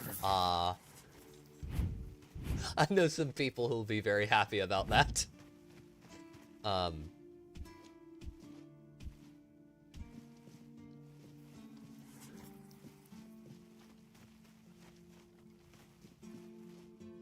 Not like really my super cup of tea, but if it's got good combat, you can count me in. I'd be interested in checking it out. I've discovered something you need to know. Oh, really? And here I thought the Horns of the South had no secrets left to hide from me. But go ahead. Surprise me. Yeah, that one, Rez. The extremely, you know, caked up shell that looks like a warframe. Yeah, that one. The one with just the gigantic ass. I'm sure people will be very, very, very fond of using that one for long streams. For no reason whatsoever. Absolutely not. Seawall's tomb has a hidden entrance. You can meet him there. Have I ever mentioned I'm not a big fan of your sense of humor? Now, tell me what you really want, or walk away. In silence, preferably. It's true. Merlin experimented on Seawall, so he never died. This isn't funny. I'm no Galahad, burning people at the stake for heresy, but I don't appreciate this kind of behavior either. Still, judging by the look on your face, you actually believe you've stumbled onto something important. All right then. I'll go and check it out. See what's got you so worked up. It might even be nice to get out of here for a change. Yeah, it'll be like that one character from First Descendant. I saw what you wanted me to see. We need to talk. Honestly, I'm not sure what to think. Everything I believed has been seriously challenged. I need some time to get used to it. Why did you show this to me? Because it could be that I'd be better off not knowing. What they did to Seawall is unthinkable and absolutely unforgivable. What will the other keepers say? What will happen to the Horns of the South? And what about Camelot? Everything we believed was a lie. What you believed and what you did with that belief are two entirely different things. You're right. In the end, it doesn't matter what Camelot was back then. What matters is what we are now. And we did everything in our power to keep the South safe, and to keep our lighthouse on through every storm. But this will be the end of the Horns of the South. No young man will join our ranks when hundreds of years of our history are gurgling down the drain. Also, back to Cyberpunk, unlike Starfield, its antagonists actually have some intimidation to them. The factions all feel distinct. All Tiger Claw, Scavs, and Maelstrom die on sight, by the way. Yeah, back when I was playing Cyberpunk 2077, I basically went through the game as Judge Dredd. I basically killed everyone on sight. There were a lot of factions that were like, oh, you should go talk to these people. No. It's like, oh, you could, like, make nice with Maelstrom, and no. You could talk to the Tiger Claws. They'll like help you and stuff. And no. Well, I really think it will hurt you if you don't engage in diplomacy. And why are you reaching for the flame katana? What are you gonna do? I'm gonna get it right up in there and touch you vigorously. I love the smell of napalm in the morning. The guns, while also crazy in design, have some semblance of someone knowing what a gun is. That's partially true, Rez, but there are a lot of gun designs in Cyberpunk that are just as, if not more, cursed than the ones in Starfield. Like the fucking, is it the toggle lock shotgun thingy? Yeah, that one, I think, is the one I'm thinking of. That one is like fucking nightmare fuel. God.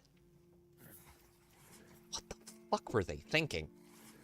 And there was actual consequences for your decisions. That's where Cyberpunk is better. Cyberpunk is a better narrative RPG than Bethesda's Starfield is. It just is. So Cyberpunk is a better game, which is why I keep saying that it is a better game, but they do have a lot more similarities than people are willing to grant, in my opinion. Anyway, you can create a new myth. Any ideas?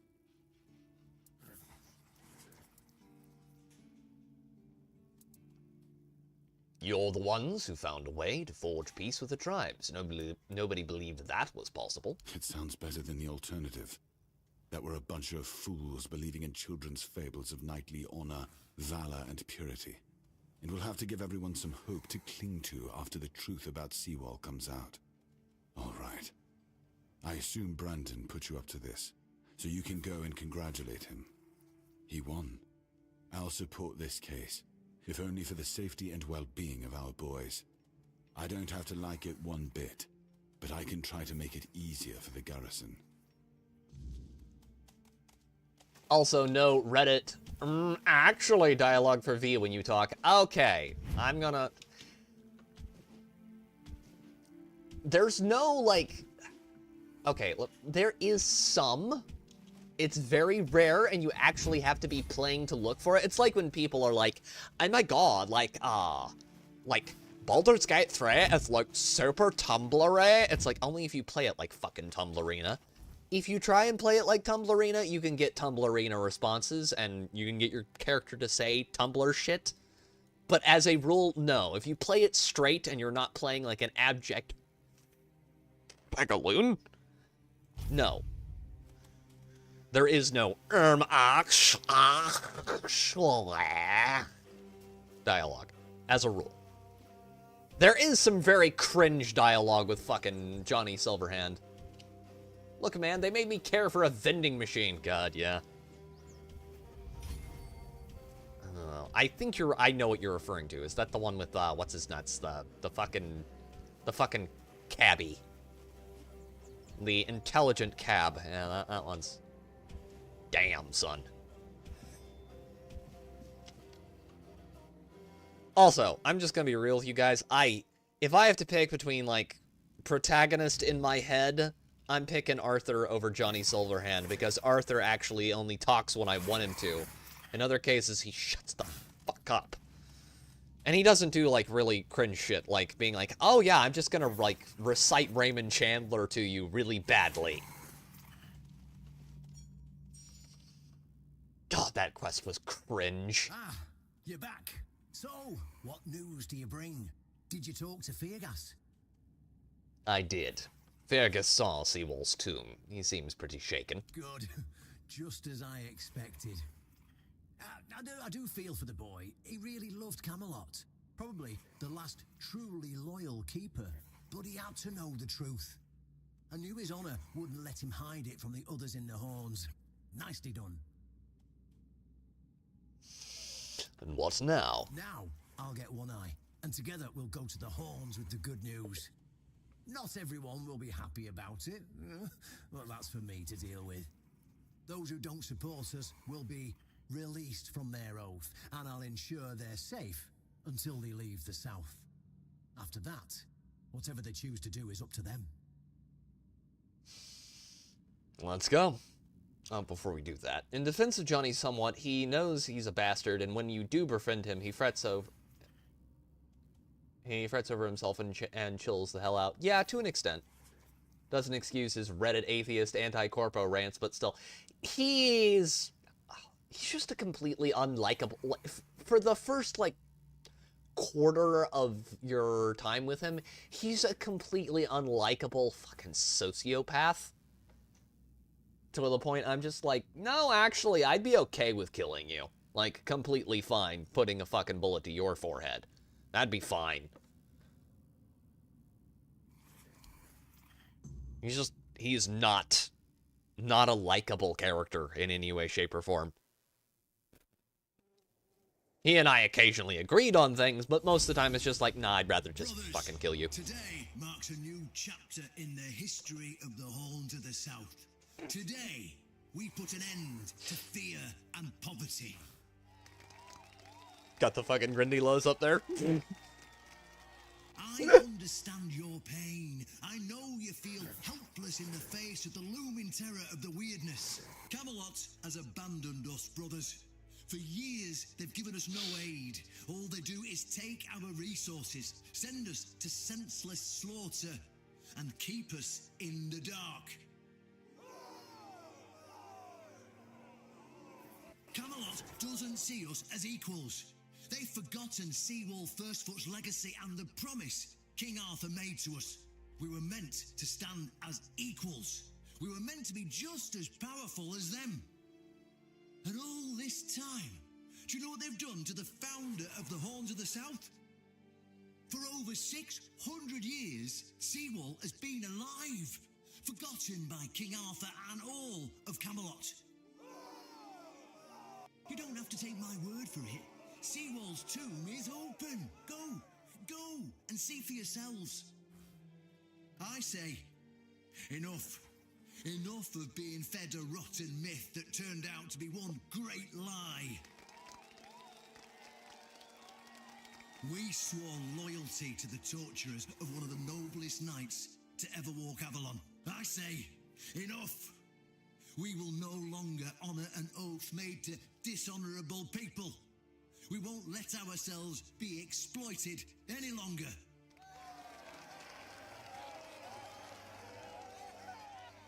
But, my brothers, I bring news. Galahad the Pure, the same Galahad who threatened to burn half our garrison at the stake, is dead. Galahad's death is our chance to break free from Camelot. Enough lies. No more risking everything for those who only know how to take. You're probably wondering, how can we protect the South on our own? How can we defend ourselves when Camelot comes to reclaim their slaves? Yes, that's what we are to them. I know the lockdown of the fortress surprised you, and for that, I truly apologise, but it was necessary to keep you from attacking our new allies, the Del Rita tribes, led by One Eye. We're gonna meet his dad later. Oh, my brothers, I know. This must be a shock, especially since I didn't share my plans with you earlier. But hear me out. Thanks to this alliance between the Horns of the South and the Dalriada tribes, we are securing the safety of the South and our independence from Camelot. The tribes will provide us with the military support our depleted ranks desperately need. The tribes will help us rid the South of the bandits who've plagued our people for years. Together, we'll share knowledge and resources to ensure a better future for all Southerners. We will Why are all their eyes closed? That's creepy. We'll replenish your armories and fill your pantries. We'll stand together, fighting side by side to bring peace and order back to the South. In return, all we ask is your loyalty. If you see a brother from the Dalriada fighting the Camelotian, stand with our brother. That's all. Of course, if anyone isn't in favour of this alliance, you have the right to leave the service. I declare a new era. Not really the bad guys. They're. It's not that simple. It's more. Are released from their oaths. To those who choose to stay, I promise a good life, and you won't face any more threats. Now, brothers, return to your duties and rest easy. The Horns of the South will endure, and soon we'll be stronger than ever before. They're the political faction I prefer over the Camelosians, as a rule. The people in Camelot are not good folks, as a general rule, and all throughout the game, they're basically shown to just be scumbags. Like, they are hyper fucking corrupt. So, I prefer siding with One Eye and the other, like, anti-Camelot factions pretty much throughout the whole game, because Camelot's kind of fucking evil. Arthur's sister has not been a great steward of his realm in his absence, shall we say. She's kind of been an object lesson in why we don't leave women in very powerful positions politically. It's usually not a good recipe for stability. Unless you get lucky and you get someone like Olga of Kiev, and at which point, you know, she probably did a better job ruling her kingdom than her husband did.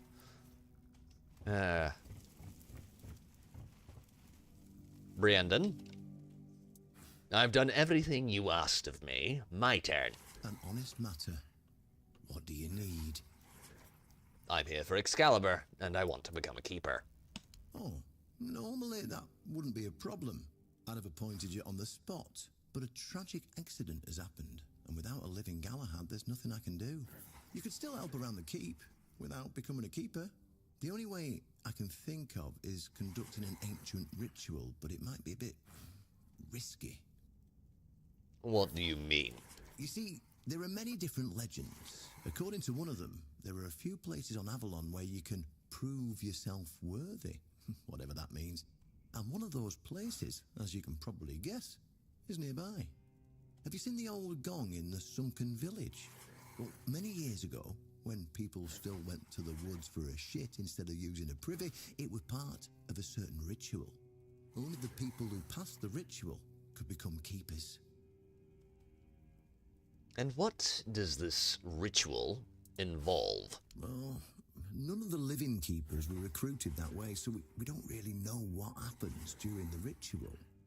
That's why Galahad now appoints keepers and the captain chooses them. It's just safer that way.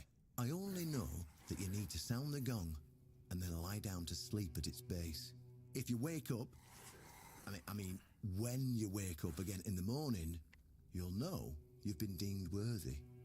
Unfortunately, the gong is broken. So first, you'll need to find a way to fix it. And since it's made of weird steel, that's not going to be easy, is it? Fortunately, Oshbrit should be able to help you. A little bird told me he likes to play with weird steel when nobody's looking.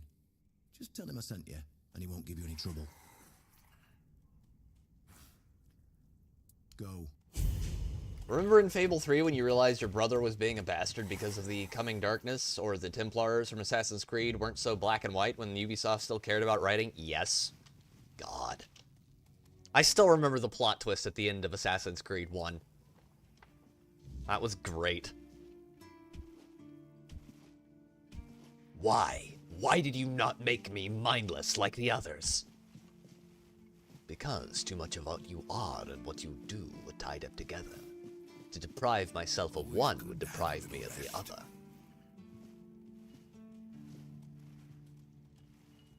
God. You're such an evil bastard. Mualim, yeah. There's an ancient gong in the sunken village. Can you fix it? Why would you want to fix it? Do you even know what it is? Take some advice from an old man. If there's a giant, ancient statue that somebody tried to turn to dust, they must have had a good reason for it. I need to repair it to become a keeper. Well, if you put it that way, then I suppose I have to tell you the truth. Otherwise, the terror from the sea will bite me in the ass while I bathe. Of course I can fix it. I've been doing this kind of thing since I could swing a hammer. It's a skill we pass down from master to apprentice, generation to generation. Nothing fancy, just good old blacksmithing. Obviously, though, you'd have to bring me a couple things so that I can actually do it. Here, have some ethereal cobweb. How did you, forget it. I don't even want to know. Just give me a moment. Here, that should do it. Do whatever you need to if you're really sure about this. But please try to come back alive. Anything I should know? I have nothing to tell you. I could try to talk you out of it, but I'm guessing that wouldn't work.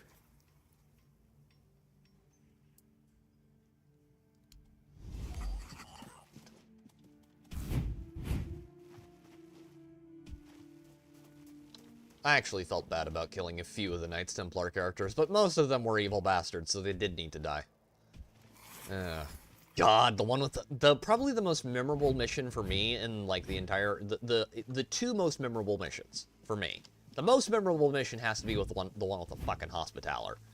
God, that was creepy. That's one of those just what the fuck, man. The other one was with the really fat guy. I found so many different ways to kill him. Because there's, like, so many different options. Like, you can jump down on him from above, you can, like, lure him over and then shank him in the back, you can run him down, like, there's a lot there. I also found the most broken way to basically end every single, like, fight. Like, you know the ending boss fight with the one Templar dude? What you do there is you basically just spam the throw people down button, and then you shank him, and then you just keep doing that until you've killed off all of the ads, and then you gank him. That's the fastest and easiest way to cheese that fight. It's not necessarily the way you're supposed to do it. It's certainly not the intended way, but it's it is a way to do it. Fix. Here we go. Story time.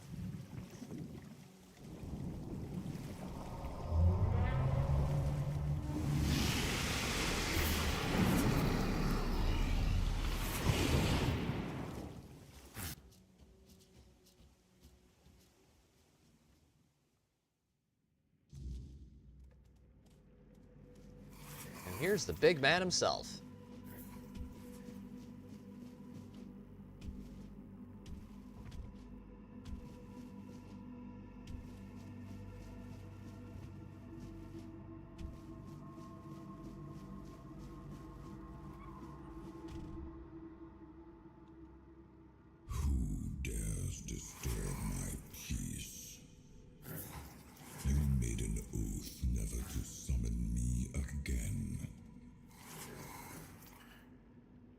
Forgive me, my lord. I want to be deemed worthy to touch the Excalibur. Excalibur? Wait. Is it really you? You, who come from a time beyond. Show yourself before me. Do I know you? It seems he speaks to me. Allow me to answer him. Welcome, old friend. I can see that you know me, but I am a mere shadow of my true self. I don't remember you, Lord of the Seas. Forgive me. That's what you told me, my friend. The next time we see each other, you will not remember me. But you are here now. The will and the power led you back to this place. Even in this incomplete form. Where should I look for myself? I wish to restore Avalon to its former glory, yet I don't know how. Avalon's fate has never rested upon one person alone, not even one as great as King Arthur. Yet here you are, trying again, restless and eager to take the responsibility again. I salute you, my friend. Tell me what I must do to be worthy to lead Avalon once more. I do not think I have the strength. Your path is true. Seek wholeness, and Avalon will reveal what it needs from you. And yes, you need to touch Excalibur. Thank you, my friend. And you, mortal. You have given yourself to the King's service. You are worthy of a place among the keepers of the South. Arthur, take out your sword and fear no failure. It is yours to take. It always was. I deem you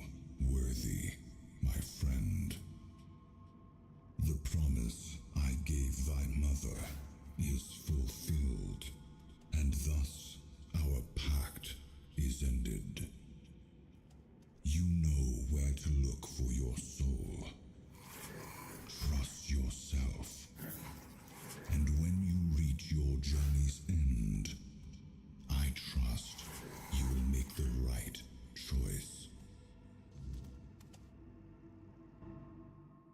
Well, now we can go retrieve Excalibur.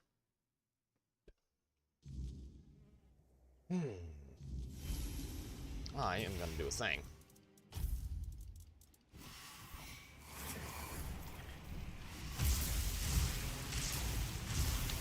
Back to the void with you. You and the Lord of the Seas seemed close. Yes, it seems we knew each other well during the war. And this proves that I sought allies beyond our own forces. And I trusted him enough to carry the knowledge of Excalibur. This must count for something. Indeed. Do we have anything to identify? We do. Wood and a mace. Stash the mace.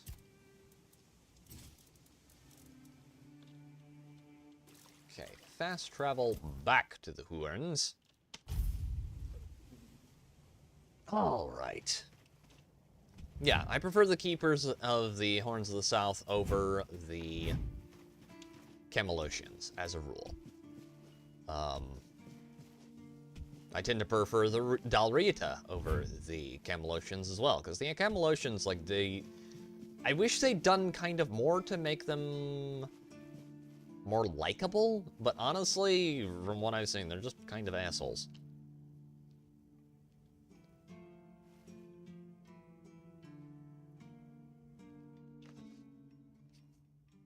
And big cutscene.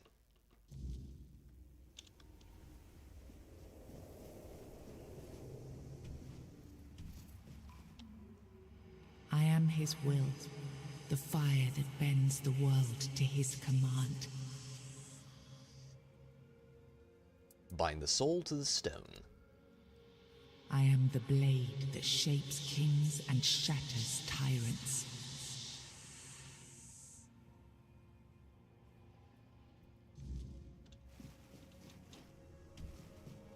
And I will be right back, Enough, Merlin. You can't keep throwing lives into this abyss. These experiments, they're destroying what remains of us. Destroying us? They're what's keeping us alive. Do you think the Four Dwellers will stop for pity or mercy? Every soul we lose here saves 10 more on the battlefield. You told me to do this. You sanctioned this. And I'm close to getting it right. I know it. No, we can't justify this. There's no victory worth such a cost. You know full well, Arthur, that this isn't about victory. It's about survival. If we don't push these boundaries, there will be no future for your kingdom, for Avalon. You dream of peace, but without victory, there will be no peace to dream of. The path ahead is brutal, but if we relent now, we lose everything. And yet we keep losing people and gaining nothing in return. We must change the path. They volunteered for this. They volunteered to save our kingdom. And you've gotten no closer to doing it. Their sacrifices cannot be in vain, Merlin. Find another way. Use your mind, your wisdom. Leave this slaughterhouse you've created behind. A different way. That will take time, and resources we may not have. The enemy won't wait. They will if I make them. Whatever it takes, I will buy you that time. Find me a weapon that wins this war without annihilating what we fight to protect. Whatever it takes. Yes. Let it be known that it was my decision, and I will bear the consequences of it. Oh no, my king. People can never know. It was all my idea, and you knew nothing about it. All of us have our role to play. You are the leader. If we win, you need to become more than a man. You need to become a symbol.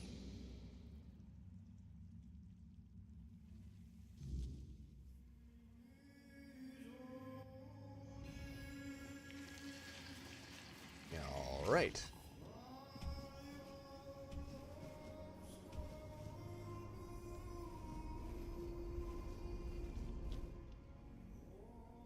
Now, I remember. So you knew all about it? Before you judge me, it all seems so obvious now, doesn't it? The right thing to do. It wasn't back then, and you can trust me on that. We were on the brink of losing the war, and wars aren't won with wishful thinking. There was no clean path, no noble answer. Only the weight of reality pressing down on our necks. Something had to be done, or everything we fought for would have been in vain. And in the end, the ones who stepped forward, who chose to pay the price, made it possible. And their deaths gave Merlin the knowledge he needed to finish his work. To find something that could really turn the tide in our favor. So, what did he come up with to win the war? I told him to stop the experiments on our men, but to keep going. And he did. He started experimenting on the Four Dwellers, the enemy. If their bodies could be broken down, their power turned against them, wasn't that their own doing? Wasn't that fair? So he figured out how to twist the Four Dwellers' power into something we could wield. I told him to conquer the weirdness, and in the end, he did. What? He found a way to make me stronger. Stronger than any man had the right to be. It wasn't just magic. It was something deeper, older. A force that reshaped me. And with it, we won. The war ended. Avalon was ours. The bloodshed stopped. The banners were raised, and the kingdom stood safe. Does victory erase the price you paid for it? That's the question, isn't it? I keep thinking about Seawall. He was ready to pay the ultimate price for what we were fighting for. And I thought he did. I grieved him. Told myself his sacrifice had meaning, that he had given his life for Avalon. And now, after all these years, finding him like this, I told myself I carried the weight of my choices. But seeing him, I wonder if I ever truly did.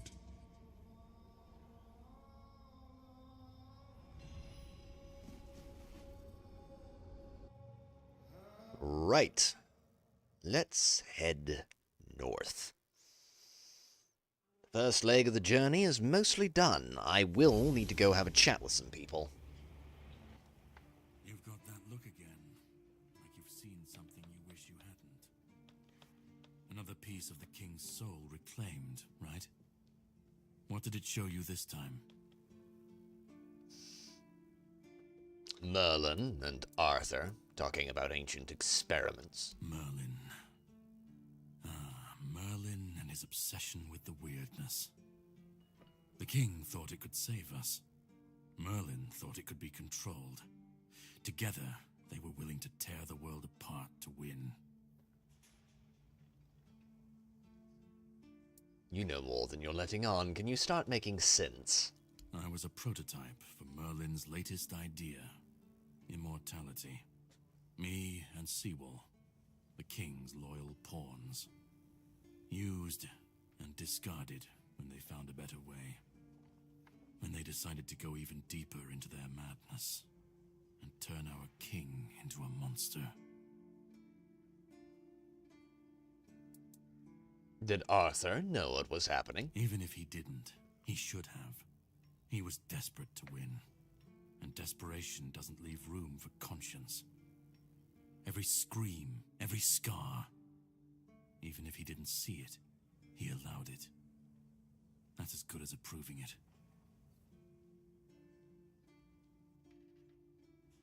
Why didn't you fight back? Fight back? Against who? Merlin? The king? You don't fight gods when you're just a pawn on their board. You endure. You wait. And when the time comes, you either break, or you're left to clean up their mess. That's what I do. What I've always done. You didn't end like Sewell. Sewell was Merlin's first attempt. I was the last. We could say I was lucky. But to say that would take a truly macabre sense of humor, don't you think? I assume you still want something from me.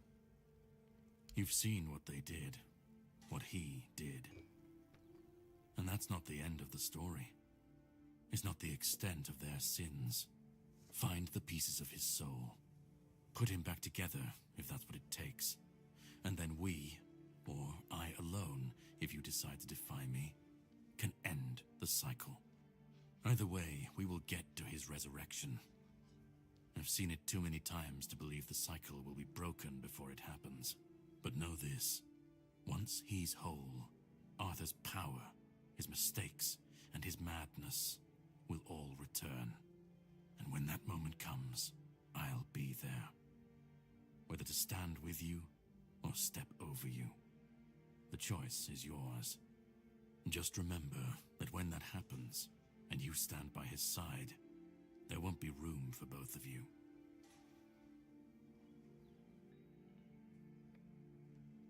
If you think I'll let you decide Arthur's fate, you're wrong. You cannot kill me, and I don't want to kill you. But if you want to fight me now, I'll grant your wish. That's the least I can do. Oh, damn it. That was not really intentional, but okay. Don't resist. That was not the plan, but okay. We'll make it work. We'll make it happen, Captain. I need Grindylows right now. I'm not gonna fight you, Caradoc. I know I can't win, but I can hurt you. I'll test you. Give me. I don't back down. Face me, and let's see who's the stronger one.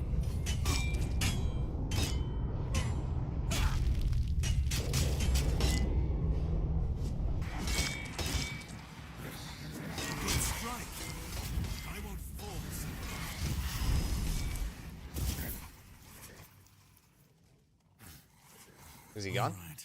This changes absolutely nothing. If you want the next piece, head to Kunacht. The Menhir there is failing, and the weirdness is swallowing what's left of the village. You will need to find another artifact. The shield that was given to Palamedes by the king. He was one of the king's finest. A voice of reason amidst the madness. But it didn't save him or his legacy from what they had coming. Find the shield, and then, well, we will meet again.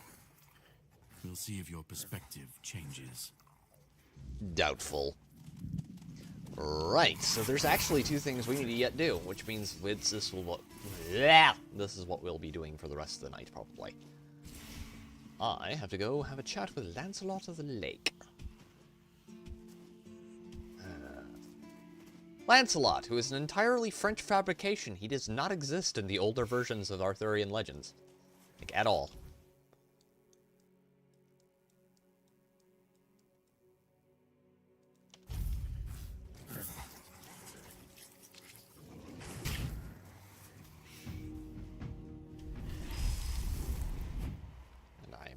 banish them back to the Shadow Realm.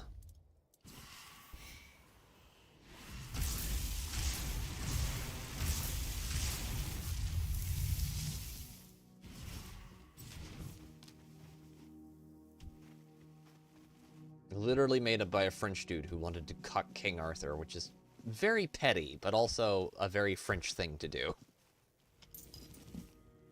Oh. Like, if you look at, like, a lot of the older knights in, like, Arthurian legends, they are all using older naming senses. They're not using, like, you know, oh, he's Lancelot. No, it's more like Bedwyr. Like, that's actually a really old part of the thing. Of the mythos. I think Sir Gawain in the Green Knight is actually very old, too. But yeah, a lot of that stuff, the stuff surrounding the death of Arthur and all that, that's French. Largely. Hello, Quinn. And it's open.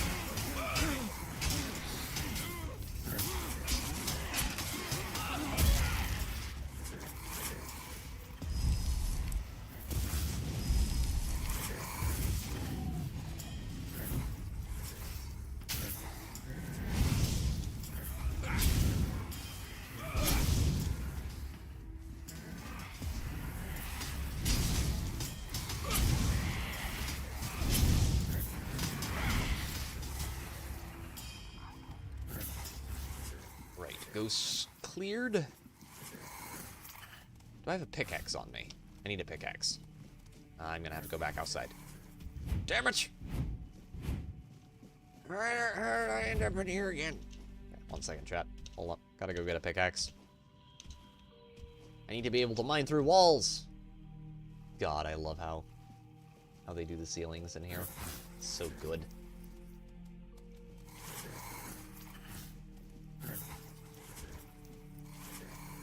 How can you not like that? I like a good, you know, Sistine Chapel-esque painting in my fantasy setting, damn it.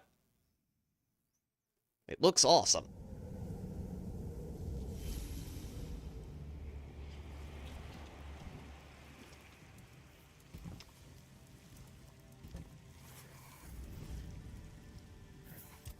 Level up. Where is the one that gives me that one? That's what we want.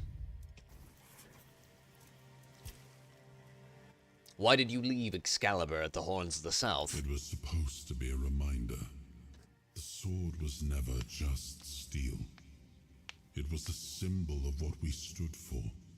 Strength, justice, the will to carve a path forward. A weapon, yes, but also a promise. I wanted them to remember, to fight for those ideals, to uphold them, even when I was gone, even when there was no king left to lead them. What do you remember about Merlin? Merlin saw Avalon for what it was long before the rest of us. He told me that Tintagel wouldn't hold, not forever. That the weirdness would gnaw at our walls, at our minds, at our very bones, until nothing human remained. But he still fought to map a way forward, to carve some sense into this land. And in the end, The land swallowed him whole anyway. How did he die? We were losing the battle at Tuathan's mouth. Our last push before the weirdness took the field. Merlin was with us, bleeding, exhausted, but still weaving his spells. Then it came. Not a beast, not a man, not something we ever had words for. A shadow wearing 1,000 torn banners, moving like it had no shape of its own. Merlin raised his staff, spoke a name I didn't recognize. And then he was gone. Not killed, not struck down, just gone. Like the land itself had taken him back. Okay, I need to go fuel, I need to go stash, I need to go two-handed. I need me pickaxe. And then I need to make sure I don't have anything extra in here. Swords. Gonna stash that one for the moment. And we'll keep Sting.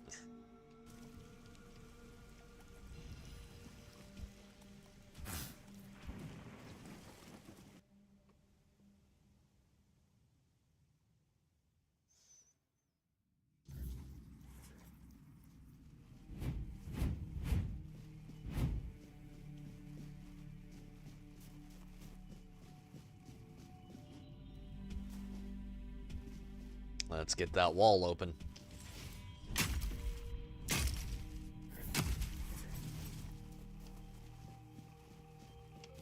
Beef and iron arrows.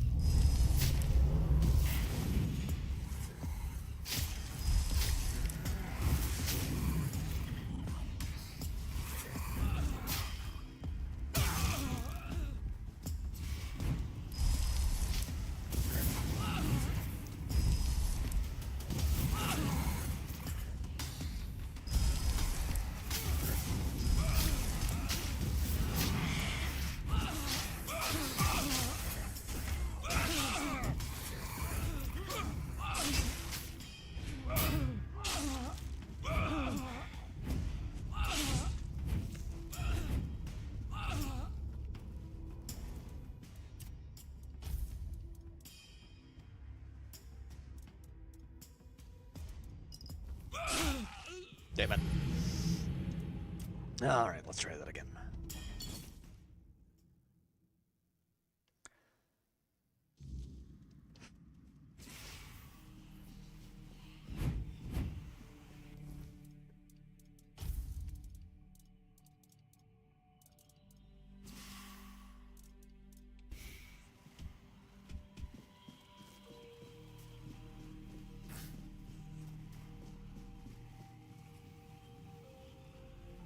As far as like art direction, I think this game has some of the best art direction I've seen in recent years. Like it's so evocative. It's grim, it's dark, it's moody. It's oftentimes like Lovecraftian and horrific, but it's also, you know, very cool. Very interesting.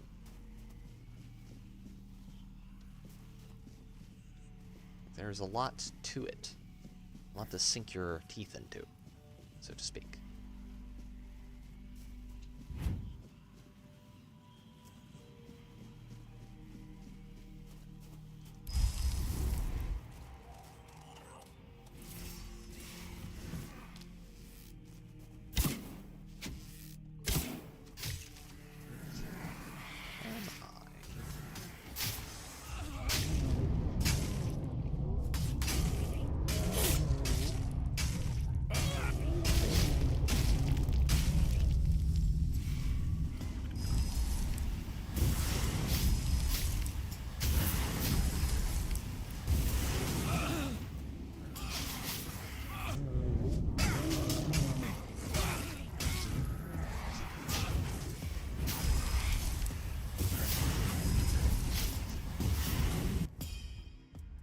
I'm gonna ditch the wolves and try the skeleton knights and see if they're any better. Probably not, if I had to guess. My experience with them is that their DPS is just way too low. It's like they have a bigger health pool. Yeah, they're also useless.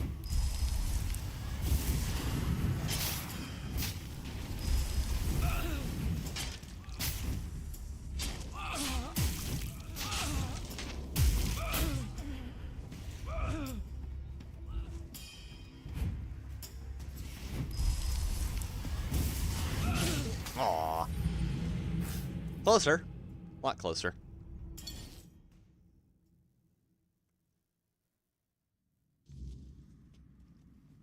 Let's try ditching the wolves right from the start. Just go straight to the...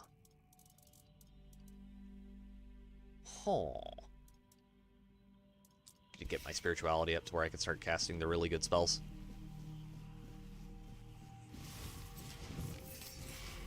Perhaps being a bit more strategic would help.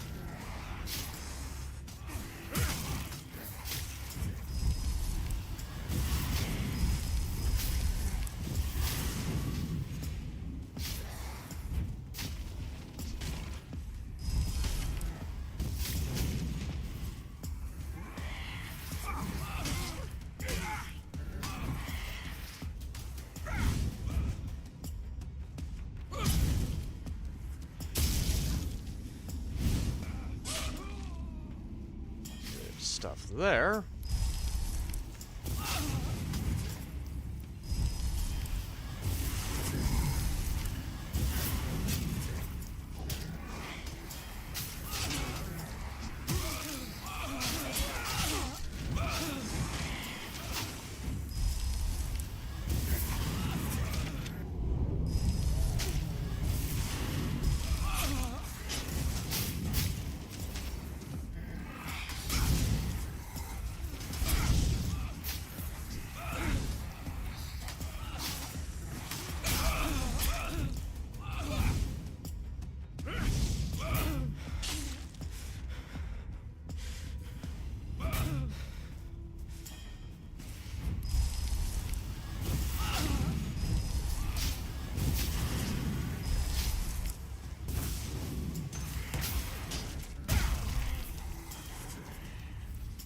Okay.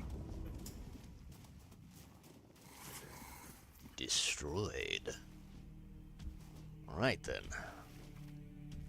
Let's go check this tomb in here, because if I remember correctly, once you do the big thing, you can't loot any of this in here. I don't think you can loot it beforehand either. Yes. My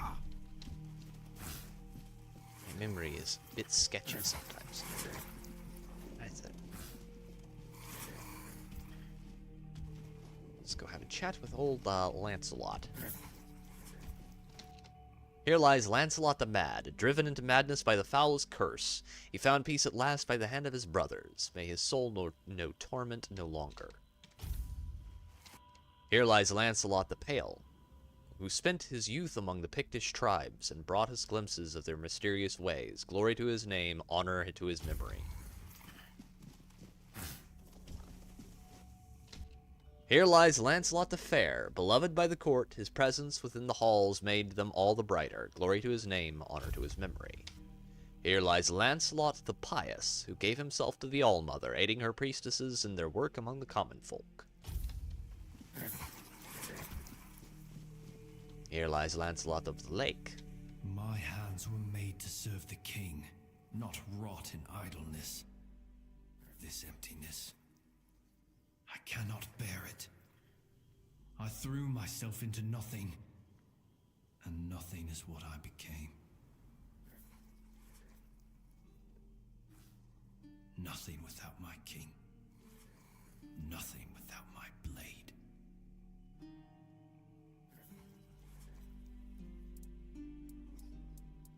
Arthur, maybe you should talk to him. Arthur?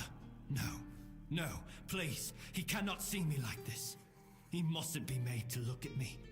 My blade. My erendite. It remained behind. In the abyss. Deep in the weirdness. I cannot face my king without it. My sword belongs to him, as do I. But without it, I am nothing. I cannot kneel before him and offer him nothing. What happened to you?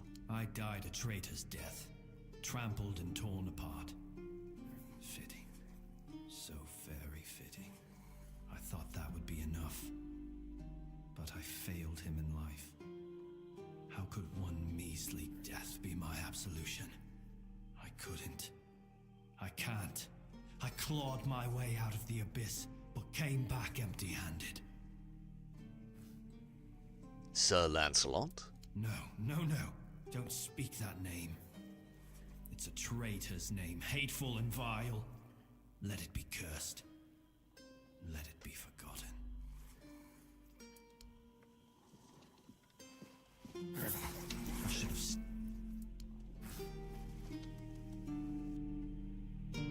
Let's go get his sword back.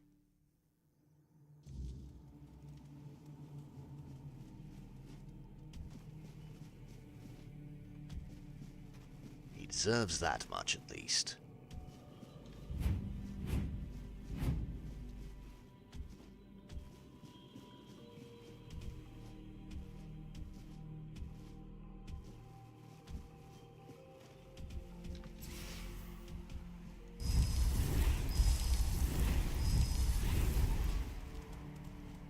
Go forth, my minions!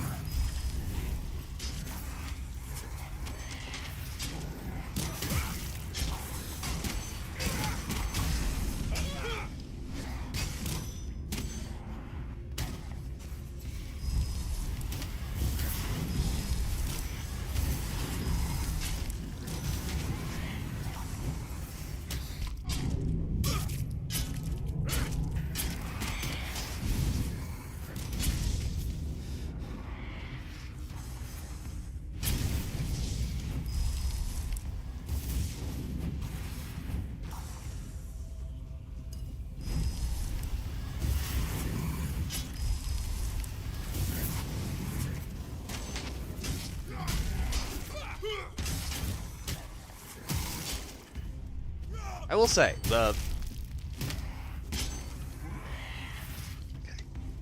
these fights are a lot harder when you're not statted fully into melee. You get fully statted into melee, you're pretty damn strong.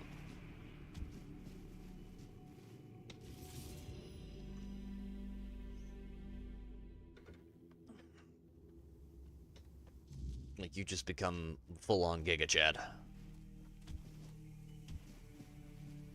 Everything I touch turns into ash. Is this what you were looking for? Oh, how I long to hold it again. Just the weight of it in my hand makes me feel almost whole again. Like I might be worthy. Like maybe not everything was lost. Would you like to talk to Arthur now? No. I know. I feel that he's with you. But there's nothing I could say to him. I won't beg forgiveness for my betrayal.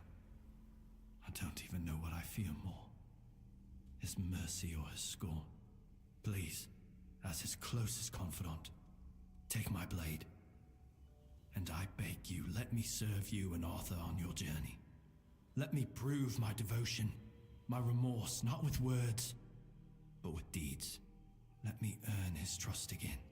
This is all I ask.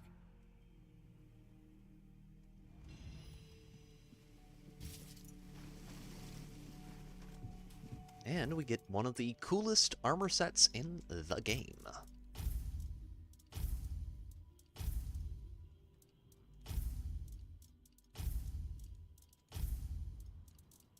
And with the handy-dandy set swapping feature. Yeah! It's cool.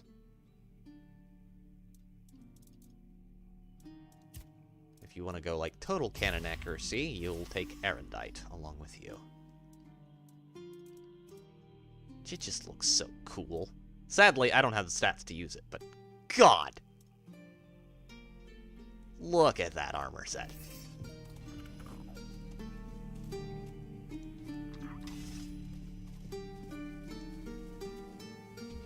Also, I now have a new spell.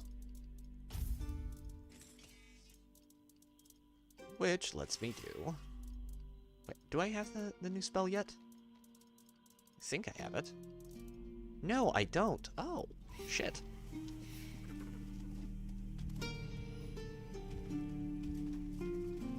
I am misremembering, apparently.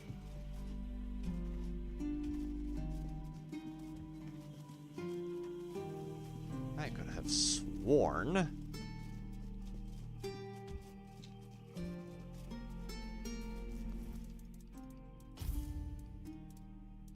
No, no.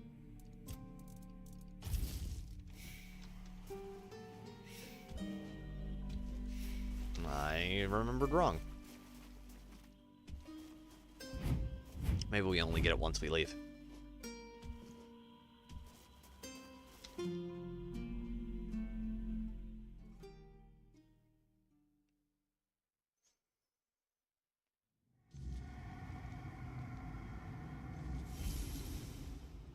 Your Majesty, it's an honor to have you among us again.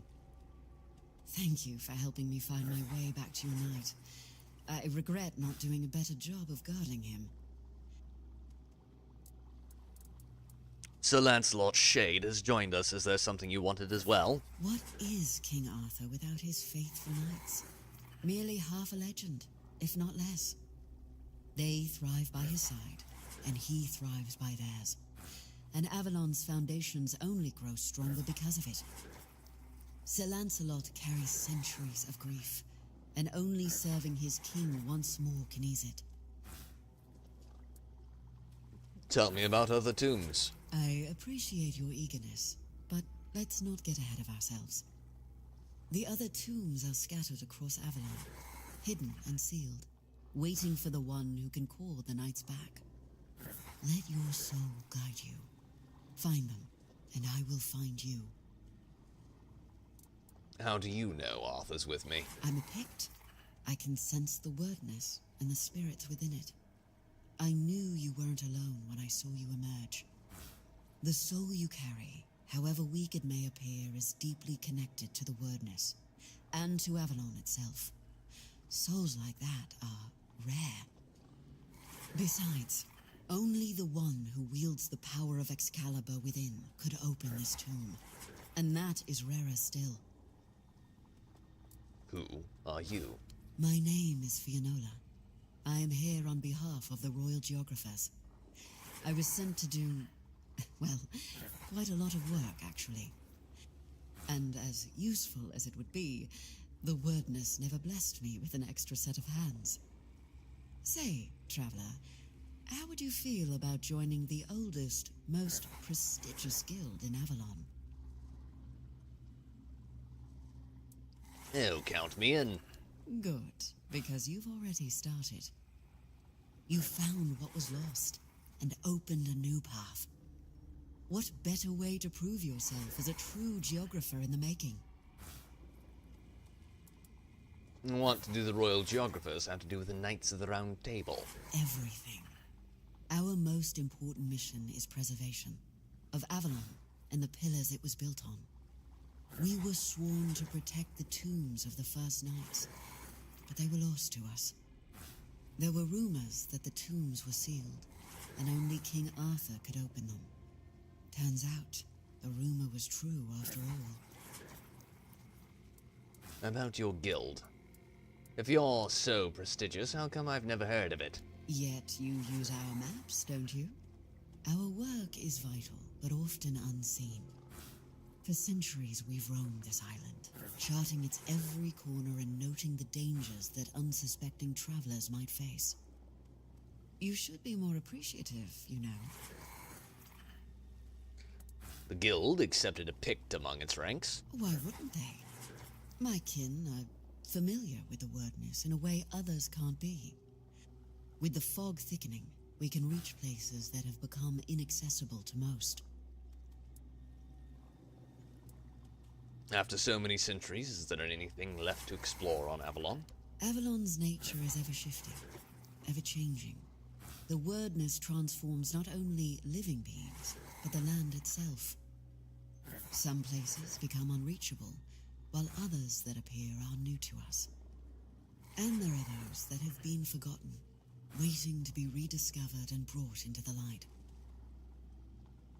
Go and seek the next of the fallen. They need you.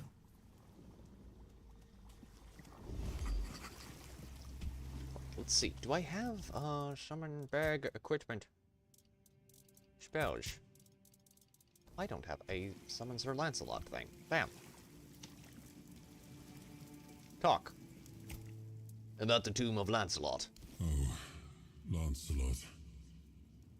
It was painful to watch what became of him. How was Lancelot before? Confident, steadfast, eloquent. Nothing like the tormented soul you've seen. He was admired by the people and by his fellow knights.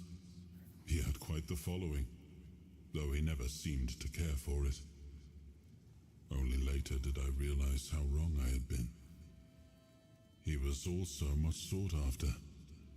Left a trail of broken hearts wherever he went. But there was only one he ever held in his heart. And that was Avalon. Did Lancelot truly betray you? I always believed Lancelot to be honest to a fault. He never hesitated to speak his mind.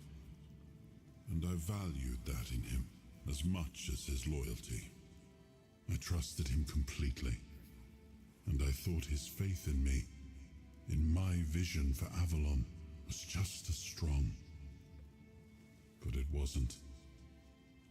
I don't know when or how that trust was lost, and to this day, it still pains me.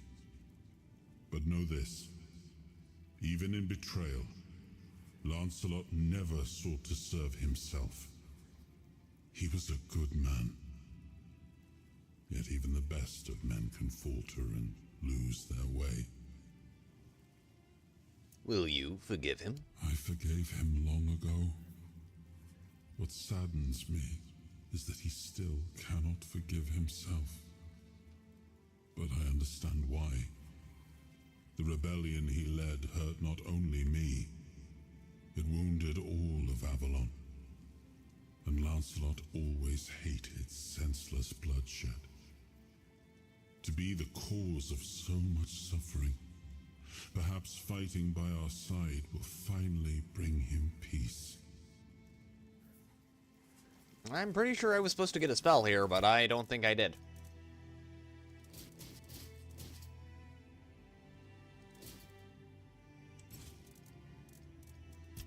Yeah, I think it bugged.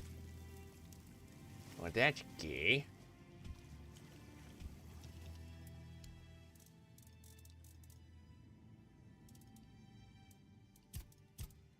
I hope you found what...